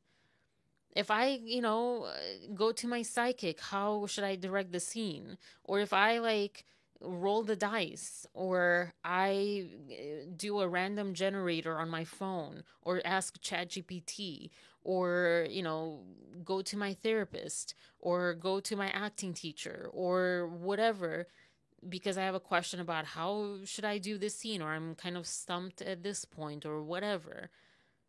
That is just so stupid to like be brought up as a bad thing. And also it's discrimination against religion, which I thought we're not about that kind of in this country. We say that we're not about that, but we're about that all the time. We're about that unless it's Christian or Jewish. Those are the only two religions in this country that you can be and no one has a problem with you. But they do, but like the majority doesn't. Those two religions. So like, this one's not sitting at all well with me. The attack on religion part, also when it's not intrusive. Praying on set, that would be intrusive if that's the case, and if that was enforced. So that's the other thing too. If people, how many of us, I almost want to say like raise your hand, but we can't do that here. And how many of us have seen the Justin Bieber documentary, the Katy Perry, the whoever, I don't even know, Taylor Swift, I don't know. I didn't see Taylor Swift, but I'm guessing all of those, Jennifer Lopez, every single concert, movie, or behind the scenes that I've seen, what do they do before they go on stage? They freaking pray. I'm sorry, I want to yell even louder, but my parakeets are probably hating me right now because they were in the basement today. But I'm so enraged because this is just because Baha'i is like not well known, you know, and man, they freaking pray before going on stage to perform at concerts. I don't know, but I know that I wouldn't want that. I'm not religious. I'm not Christian for sure. So like I would just either be like, okay, yeah, cool. Let me just bow my head and, you know, be here, whatever. Or I would just like bow out and I would just like not be a part of it. And hopefully that would be allowed. So that's like the difference. If this is true that they prayed on set, did they pray on set where everyone needed to pray? Did they enforce that on everyone? Or did they do their own thing that you could have done your own thing and they did their own thing and whoever wanted to join, they could join? Matt James, The Bachelor, what did he do his first night? He prayed on all the women. And I will bet $1 million that not every single woman there was a Christian. So like, you know, I remember I took offense to that. I'm like, oh, gosh, ew, no. And I mean, he proved to be just kind of the same kind of narcissist that he seemed like. But anyways, I kind of diverge or whatever. But it just, for someone, me, who is not religious, who doesn't like religion, doesn't believe in religion, feels like religion is man-made and not divine-made, I am like really upset about this because I also believe in freedom of religion. I believe that if people are Baha'i and they want to freaking pray with each other, they should be allowed to pray. And if they want to consult whatever and whoever in their Baha'i faith for the scene that they're directing, they should consult. They should be free to consult that being or whatever person, whatever, you know, in this case it was a being or a, I don't know if it's God or just again like a prophet type of thing. So yeah, anyways, so a lot of hugging, some praying and calling on God, asking God like, hey, what do you think about this scene? Wow, this is dangerous. I mean, I can understand the extreme, like super extreme and crazy, that's dangerous, but I don't think this was happening here. I mean, it just is even more insulting and disgusting. It makes Blake Lively look even more insulting and disgusting to me, that she would weaponize that. Yeah. I said, like, where is this when it comes to Christians and Judaism? Because I think also, like, even though there is, what is that? Oh, gosh. What's the word? Discrimination against Jewish people? Or not discrimination, but, like, racism and stuff, attack or whatever. I also hate the idea, the notion, the concept, which is a concept, man-made concept of race, because it's, you know, a human race, but whatever. Gosh, I forget, whatever that is, like, that is, you know, a thing too. But Christians, like, no one's discriminating against Christians, and they're cool, and no one dares to say anything about them, and ironically,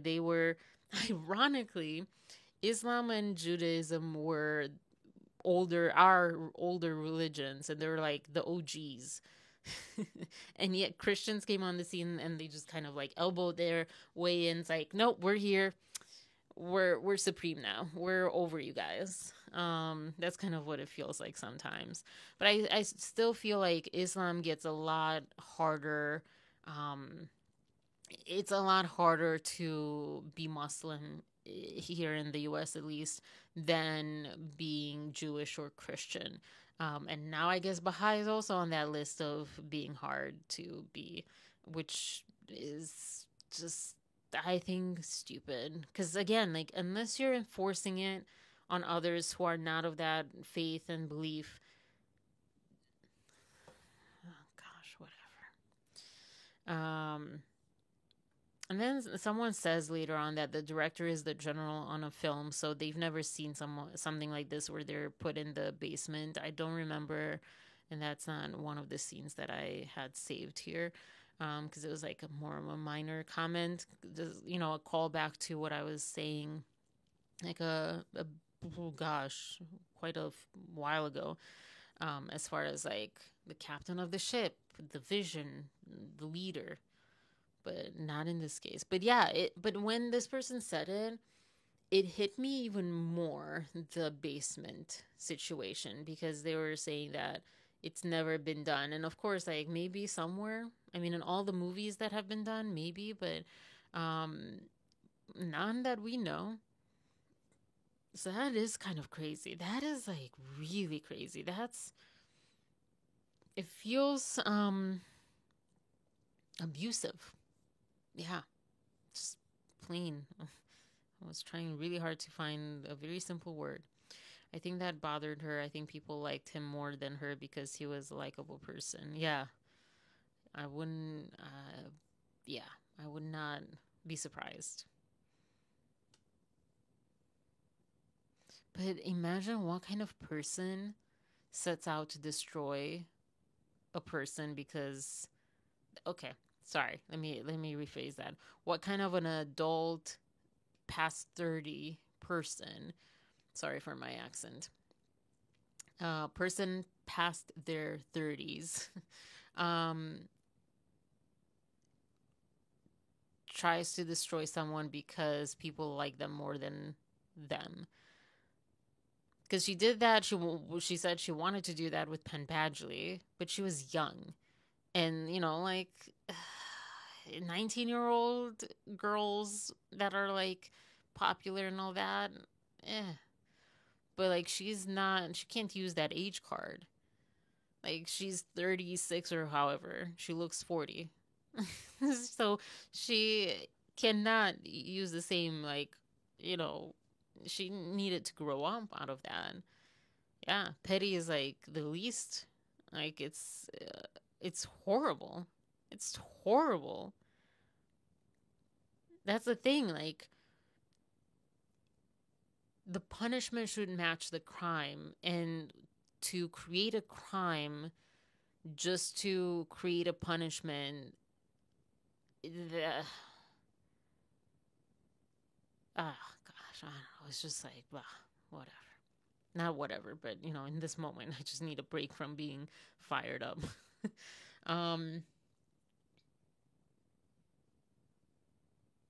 I think this is right before the clip I'm about to show. This guy, I don't know his name, but I think he's a publicist. I don't remember. But he says that the sheer amount of hatred suggests something more was happening. It was not just organic. And I said, no. Do you see the people protesting in the whole of America with the government and everything? No, it's not bots. I would love for people to say those are bots, and I'm not going to lie that there are moments, because we live in this moment in history right now with AI. It crosses my mind. Like, I hope those are real people, and I hope they're not AI, CGI'd in. 'Cause yeah, I mean, I feel like Trump would be, at the best time in history to be a leader and just CGI followers, because he can right now. In the past, people haven't been able to, not like to this level, in this kind of way. So yeah, Yeah, we do not want to be lied to, marketed to, minimized, manipulated anymore. And, minimized is a word that came up that I was like, oh, we don't use that enough for this. We use gaslighting, gaslit or gaslighting and manipulated and all that, lied. But like all that is just minimizing us, minimizing our impact, our intelligence, our love, our humanity, like it just us as like real life people, by calling us bots and things. And I will say, so this is one of the things that I was saying either on Friday or another live last week, I think, that, I have my own, I feel like controversial thoughts. This is one thought that I have. If there's two things. If there was SH, then yeah, retaliation, no good. If there was no SH, but Justin Baldoni's camp did, in theory, if his camp did kind of initiate, not even with bots, but even just like, fake accounts or whatever, which I don't consider those bots. If they initiated, like, hey, look here, look at this, look at that, or like whatever, with real things, with facts, because this is the thing, I don't think we've seen anything that's not factual about her. Because, it's like one thing when you're like smearing someone, again, this is like without the retaliation being an issue.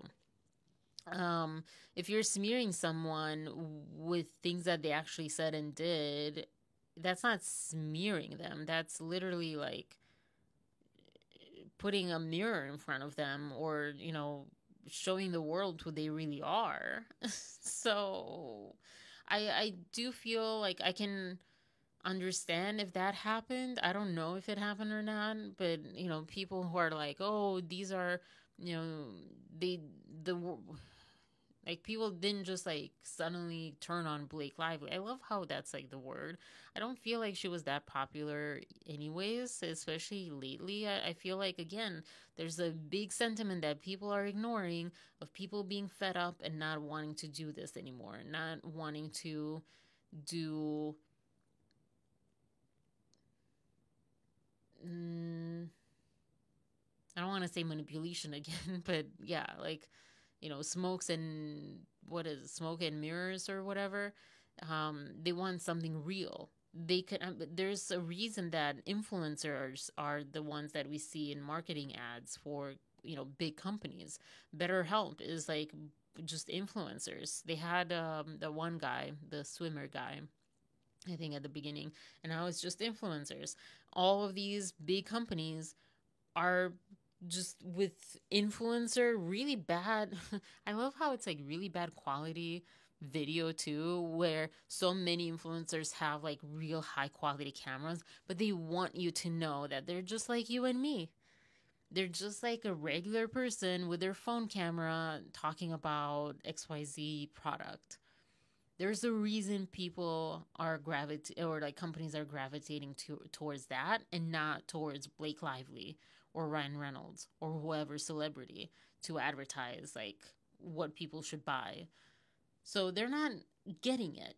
That it's like, even if it's initiated, again, factual things are put out there by like marketing accounts, which to me is not a shock because I was asked to do that for a music label, which I think I did just because I was watched. I did like one or two, like as an example, so they knew that I understood what I had to do, and then I never did it again because I was like, this is literal lies. I don't even know what to write about this. I don't like jazz. I can't even make things up. I had no chat GPT to even help me. But yeah, so I wouldn't like be surprised about that either on either side. I think it's happening all the time in general in Hollywood, so whatever. But it's one thing when it's fake and another when it's real, and also when it's not retaliation, but it's like, trying to defend yourself. And definitely when it's real, it's like real, yeah, anyways, whatever. So I definitely feel like this is just like a stupid thing. Like, oh, because there's so many people, it must be fake. No, no. Have you been to a protest? That's so stupid to say. But all right. So this part is troll farms, because from that he's like, okay, there had to be troll farms, which is like these Instagram or these like accounts that it can be like 10,000 accounts or whatever I think he says here, which they're not real people, they're bots, they're generated to sound like real people and to sound or like to say things that people then real people respond to and share. And again, it'll be one thing if it's lies and if it's fake and all that stuff. It's another thing if it's not, and so forth. So, but this next part I thought was like just crazy talk. And you can have tens of thousands of accounts set up, and being able to communicate and engage with humans in a way that you can't really tell that they're bots. So if you're on your timeline and you're seeing negative things pumped out about Blake Lively, for example, about her not caring about domestic violence victims or something along that line, you're like, oh my gosh, she's a terrible person. And you may decide, you know what, I'm going to give her a piece of my mind. Now, that's the whole goal of this, is to start off with something that's artificial, and hopefully it grows to be organic. And when that happens, it's a powder cake. Except it was, again, coming from what we're seeing about her and just snowballing. Well, compared to terrorism, you're being terrorized. I couldn't believe that word came out of this man's mouth relating to Blake Lively.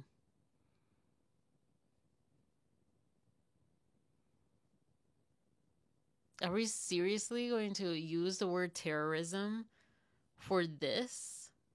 That just like, talk about blowing. My mind was blown too many times. That can sound wrong. I don't mean it wrong. I just want to like cover my base and say that. I don't even want to think about the wrong parts of that. But like, I don't like him. He did the same thing to Johnny Depp, defending it. Oh, okay, so he's a known. I don't know these people. He's a known one. Yeah, it was interesting because he was very much selling this Blake Lively narrative instead of like maybe it was the other way around. So yeah, but to use the word terrorism is so gross when like. I started watching, but I didn't even finish it. I didn't even finish the first episode. I started watching the Oklahoma bomber thing that's on, I think it's on Apple TV or Hulu. And it's like a documentary series. And so like you have like real terrorism. You have what's happening right now literally across the whole United States of America. And you're talking about having supposed bots or like a lot of people being against you online as terrorism. I believe that's called bullying. I don't think it's the same thing. You know, it's harassment. It's not terrorism. It's not making you afraid. It's just making you feel just bad about yourself, or like, you know, right? Like there's a distinction. I feel like there's like a very strong distinction, but maybe maybe I'm wrong. But I said, yeah, this is terrorism, not making it clear to the entire American people that no one is safe if they dare to disagree or say something unflattering, and that they will not lose their jobs. And they will not be called stupid on live TV for just being a reporter, but make sure that everyone knows they're like a stupid reporter, even if they're not. That's not terrorism, but this is so stupid. what do I have here again? If they have a specific name or a legal green card status. Oh, yeah, but they look a certain way, or they were in the wrong place or at the wrong time. Yeah. Things like that. That was like semantics. That's just details. But also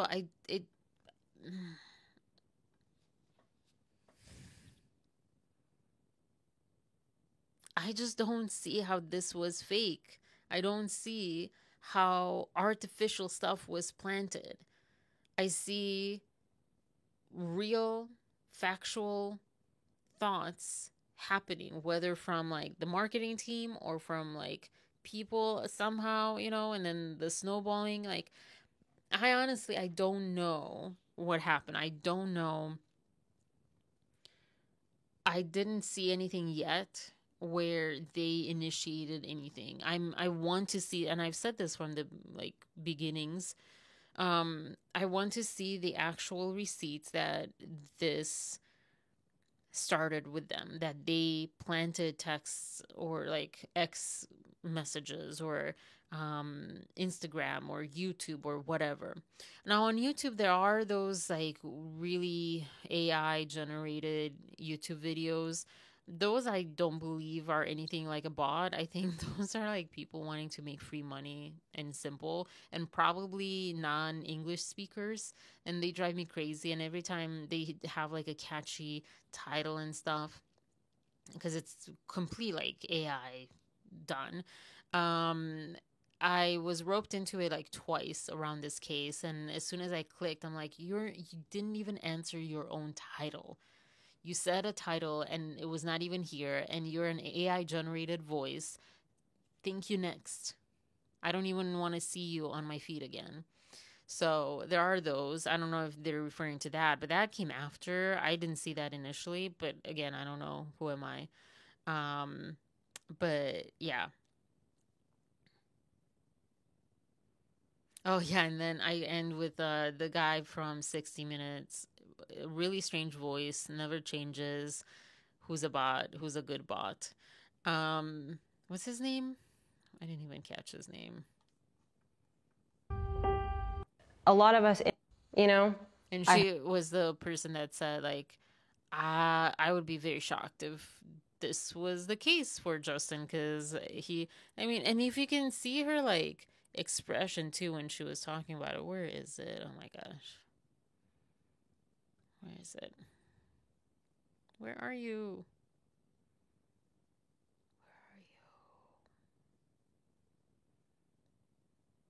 Maybe I skipped it? No, here we go. Any suggestion about how he behaved? Called me out of nowhere and pitched to me the vision of the film.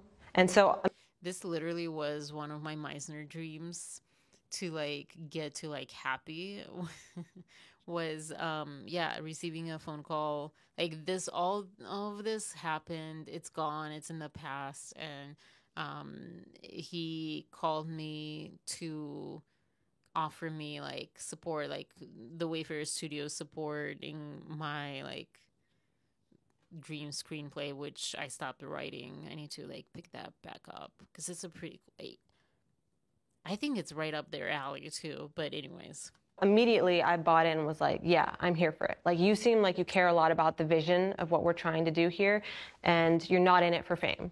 So I was like, yeah, let's go. Let's build this film. Ali, to believe the complaints against him. In my opinion, I find it very hard to believe the allegations against him. And considering his mission statement about the film and him genuinely pitching that he was doing this film to help young women, I just find it hard to believe the allegations, to be honest. As a woman yourself, did you ever feel uncomfortable at all in your dealings with Justin? No, not at all. I would say I felt more comfortable being around Justin than a lot of film directors in my experience. And I don't know if, and I don't want to land on a picture of Blake. I don't know if, I'm not a body language expert or even a fake expert or wannabe expert or anything like that. But her facial expression when she said that, she even thought about it. At first she was like just kind of a matter of fact, and when like her vision of other people, other directors that she's worked with came up, saw her face change into like kind of like this like disbelief smile, like I can't believe that happens out there kind of thing. But that's like my completely unexpert opinion. But yeah, she doesn't stutter. Yeah, that's another thing too. Yeah, she's not, which is like really hard, honestly. But yeah, she's not stuttering. She's like really even. Like her voice inflection doesn't change anywhere. Like it's just like there's no reason for us to not believe her. She's not forceful about it either. She's just kind of answering the questions. But again, I don't know. It was organic. He didn't give off a creepy vibe like Weinstein. Johnny Depp or Justin? Yeah, exactly. Yeah. But then, you can talk about that. There's good people out there that give off a creepy vibe that look really creepy. So yeah, but to Blake Lively, apparently he was creepy or whatever. I don't know. I'm liking more and more my theory that, I don't know, it's not really a theory. It's not something that's one or the other, and it's not because of this that this is happening. But my theory that Blake Lively totally had a crush on Brendan Sklenar, because again, he's her type, and because we saw just any time that you see them together talking, or Blake talking about Brendan, there is something there. Was it acted upon or not? I don't know. Maybe that's what she has on him. Which, I mean, it wouldn't be bad for her, but it would also be bad for him, because then she might like be like, well, I can be forgiven. I've been forgiven by my husband for previous ones, so this will be no different. But you'll never work in Hollywood again. Nah, maybe. So you better support me or say nothing bad against me. That could be something. I don't know if it's that sinister, but it is kind of odd that he's just weird when he answers questions about that. I don't know. Yeah. Your keyboard is working your last nerve. I feel you with keyboards. Justin doesn't give off a creepy vibe. Yeah. For some people, my previous friend, the friend that I lost over this case, I keep saying it that way because I'm in disbelief still. I'm like, that is freaking crazy. But yeah, she felt like he was creepy. And remember, like, a lot of people, even Andy said he was creepy. He gives off a creepy vibe. But I think it was a different creepy. I think the creepy came from him being very, like, this like guru kind of vibe. And I think that's what people found creepy. Like, he's like he comes across too enlightened. He comes across too nice, which is not something that anyone probably could say about Harvey Weinstein. But yeah, I don't know. Anyone can be creepy given, the right lighting. We'll go with that. Because I also think at the beginning, many people didn't even know Justin before the movie, and they keep replaying the scenes from the movie where he's playing a very bad character and very creepy character. And so even that was a theory of like, did Blake just understand that she didn't understand the difference between Justin and his character, because also he said that it was really tough and he got way into his character, and as he should, and it was hard to like shake him off. It took him months to shake him off, or something like that. So did she not understand that? Does she not understand how acting works? I mean, we know that she doesn't, but I don't think that was her motivation, but who knows? she might say that. Maybe that's like what her idea for a settlement might be. Like, oh well, I just got like I got confused because he was when she says that he was out of character during that dancing scene, I wonder if she confused real life Justin with like character Justin, like Justin being on this movie set trying to stay in character and be his character even when he's not in his character, not lose the character, you know. And like it changes you do become different, you know, even probably walk differently and stuff. Doesn't mean that you do the things that your character does. I mean, there's like worse stories out there too. What's his name? Was it Heath Ledger or the other guy as the Joker? They would send like just really terrible jokes and harassment and stuff. So could be. I mean, Ryan has Hugh. There has, why is my chat like kind of weird? There's been talk about celebrities' private stuff. You have to check out House and Habit to understand. Yeah, do I? She's that, what happened? I forget, but I remember I don't like that, that screen name because, what was it? Was it the Taylor Lorenz thing that Donna, it's like Donna's friend that Taylor Lorenz attacked or something? Anyways, she exposed some celebrities doing no-nos. I love that, doing no-nos. I'll try to keep that in my repertoire, Maria. I like that. I might check her out. Yeah, you don't have to. I appreciate that. But yeah, I might, I've realized that I haven't watched Donna. I said that I would, you know, after the whole Dave Neal thing, and I have not watched her. I think I watched her once since then, the very next day or something. And I was just like over it. I was just really over it.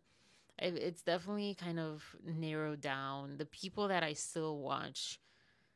It's interesting how like even this channel, you know, it started with like 1,000 viewers or whatever, and for some of the lives and videos, and then it got down to like 20 people, and like 5 of you are like the ones that are consistently on the chat and stuff. So I think it's an interesting phenomenon. So I've also been really tired, and I've been watching other things, or I've been trying not to watch other things. Oh, the like really cool thing that I'm so excited about. I made a dance. I choreographed a dance. I used to do this when I was little all the time.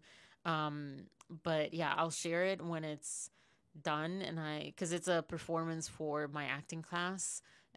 We have like a performance week kind of thing.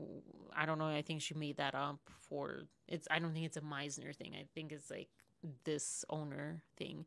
But basically you have to, sing and dance, and the idea is you're practicing for this like audition that will change your life and will pay you a crazy amount of money that will change your life.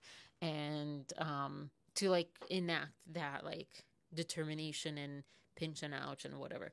So I'm excited. I got to do that over the weekend. So I've been doing that more than like watching YouTubers, or I don't watch the news.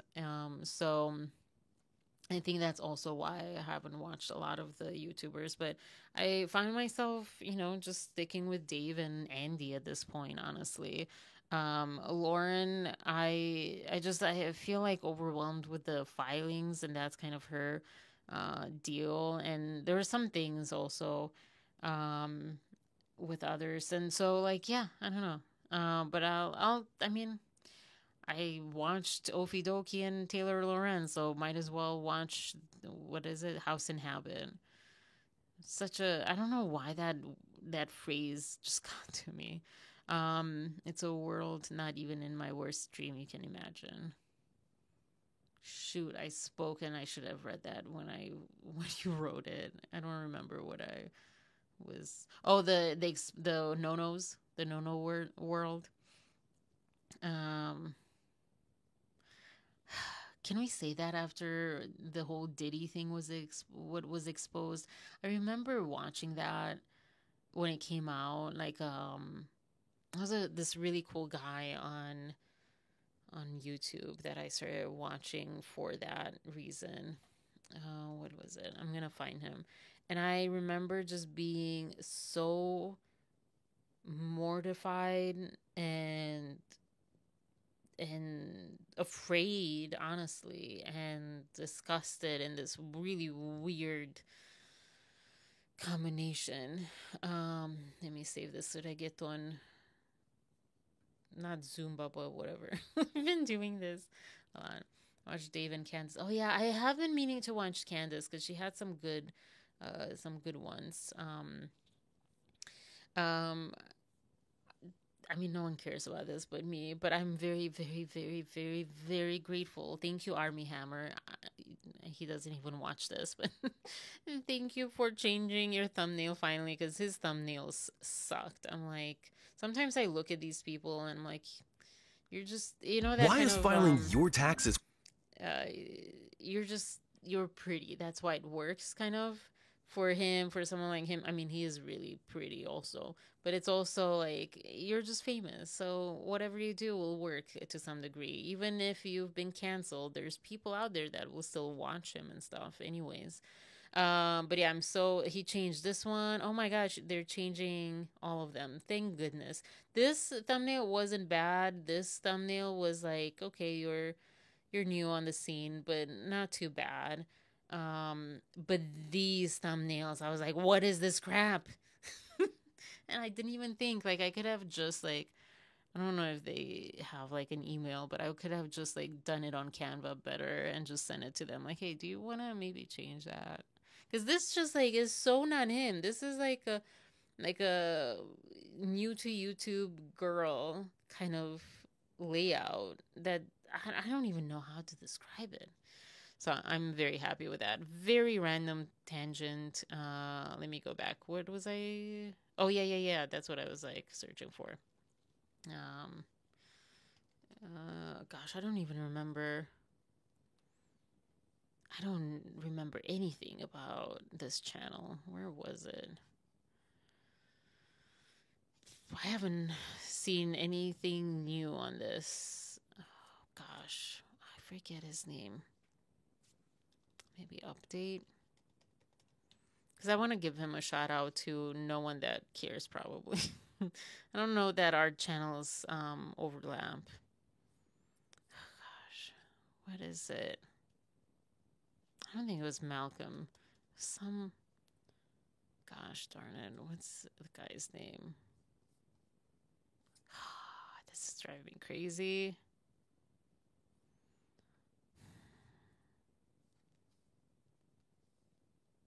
It wasn't Jaguar Wright, but he was talking a lot about her. Man, this is so freaking annoying. I don't know. I also thought of Halsey's thumbnails too. I'm going to go in my history to see it. I have to go way back in my history. Wait, where is the history? Why can't I see the history?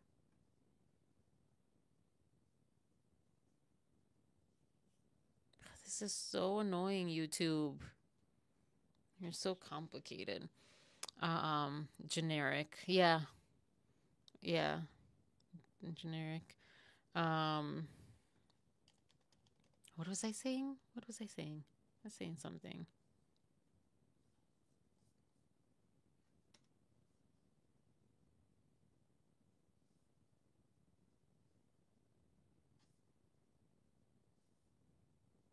Oh, yeah.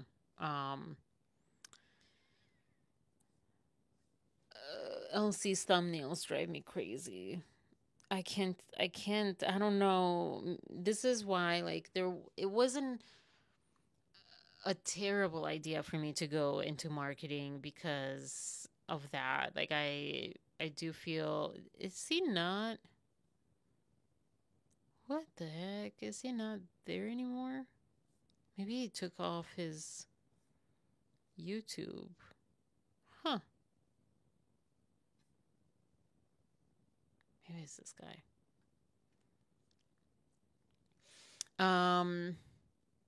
But yeah, I feel like I'm very particular about graphic design, and I don't think you have to try too hard. We have Canva. Dave Neal makes his in Photoshop, and of course, like, if you can do it, it's better, and if you can do it better, great.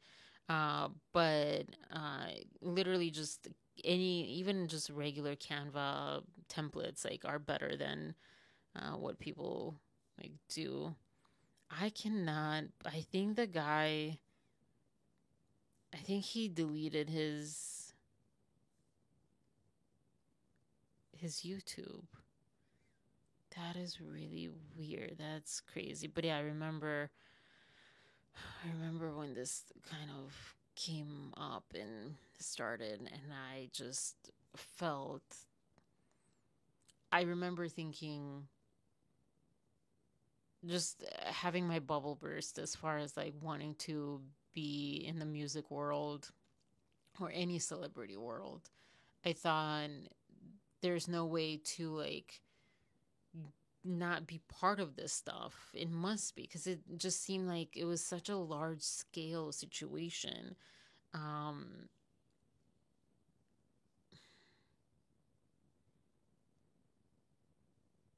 Yeah. I guess like in that case, I feel like there is like just bad. That has to be like some real bad energy, like that stuff that is sad. And didn't his lawyer quit? I think his lawyer quit, saying like there's basically he can defend him. I forget what he said. It's also sad when I do think about, from a humanity perspective, I do think about his humanity. Like, this was a child at one point, like a baby. Diddy was a baby at one point, and how screwed up the world had to be to create what he became. And I feel bad for that baby. I feel bad for that inner child that, like, was violated in that way by the world that he was brought up in. Yeah, it's sad. It's sad, but also just like really creepy. Just, I don't want to be part of any of that. Yeah, but I'm just today I think we finalized the vocals. I just suck at vocals right now. I need to get back on like practicing and doing my vocal exercising and things, because yeah, my vocals kind of are just not in control at the least. But I think we're okay. I don't know, we'll see. I'm excited about this song though. It's a very random side note. Oh yeah. I said, we see how maddening and difficult it is to face gaslighting when it comes to the Blake Lively situation. How are we going to come together for our freedom? I should have closed with that, but the other point that I had under Blake Lively was Ryan Reynolds and his arson statute of limitations, or like theft. Elsie, I just briefly saw her because I saw that she was live today, and I rarely am on when she's live, or she's not been live that much. But yeah, that I don't know. It was confusing what that was about, but man, like the can of worms. Maybe.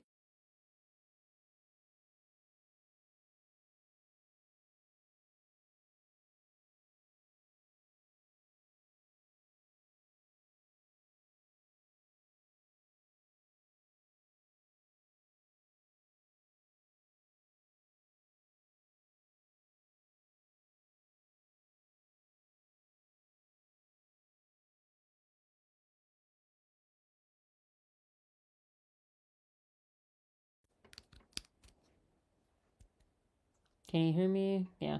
It's weird because it's not the microphone. It's like that. But anyways, I was saying that Ryan Reynolds and the statute of limitations and the arson and the theft and who knows what kind of crimes he did by his own admission. Like, he says that he sounds like just a terrible kid. But yeah, and I was saying that maybe this is their karma. You know, you didn't call it karma, but the can of worms that they had, or they have, that they just opened themselves. And maybe this is like where things are going to catch up with them from the past. Who knows? They're trying really hard to kind of make that about him. Isn't that interesting too? Because their whole arguments at one point were, well, he said this in a podcast, and he said this in a TED Talk, and he said this, in the past. He wrote this in his own book, and blah, blah. Isn't that interesting when thinking with that kind of potential lens that, yeah, just maybe it's like projection. It's like they're thinking of what they have done, what their skeletons are, and yeah, I don't know, maybe not. I think that's maybe stretching, outreaching a little bit. So yeah, I can't believe time went by. I was so infuriated throughout this that it flew by. And I didn't get, again, to talk about Oliver Stone. And I thought it was kind of not pertinent necessarily, but like this was a good one for that kind of talk, as far as the 60-minute video or 60-minute Australia video. But it's okay. There's not much to it, but it is really late, and it's Monday. Happy Monday, Maria. Happy Monday, everyone on replay. Well, it'll be Tuesday or Wednesday or Thursday, or I don't know where, one for you. But yeah, I think he's a storyteller, and he must have witnessed the things he talks about without worry of prosecution. He doesn't seem like a doer, just a talker. He does seem, yeah, you're right.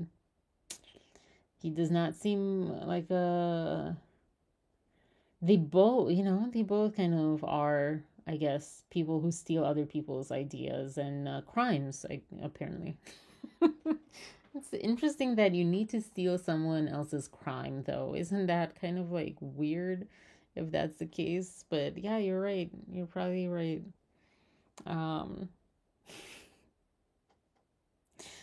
Crazy.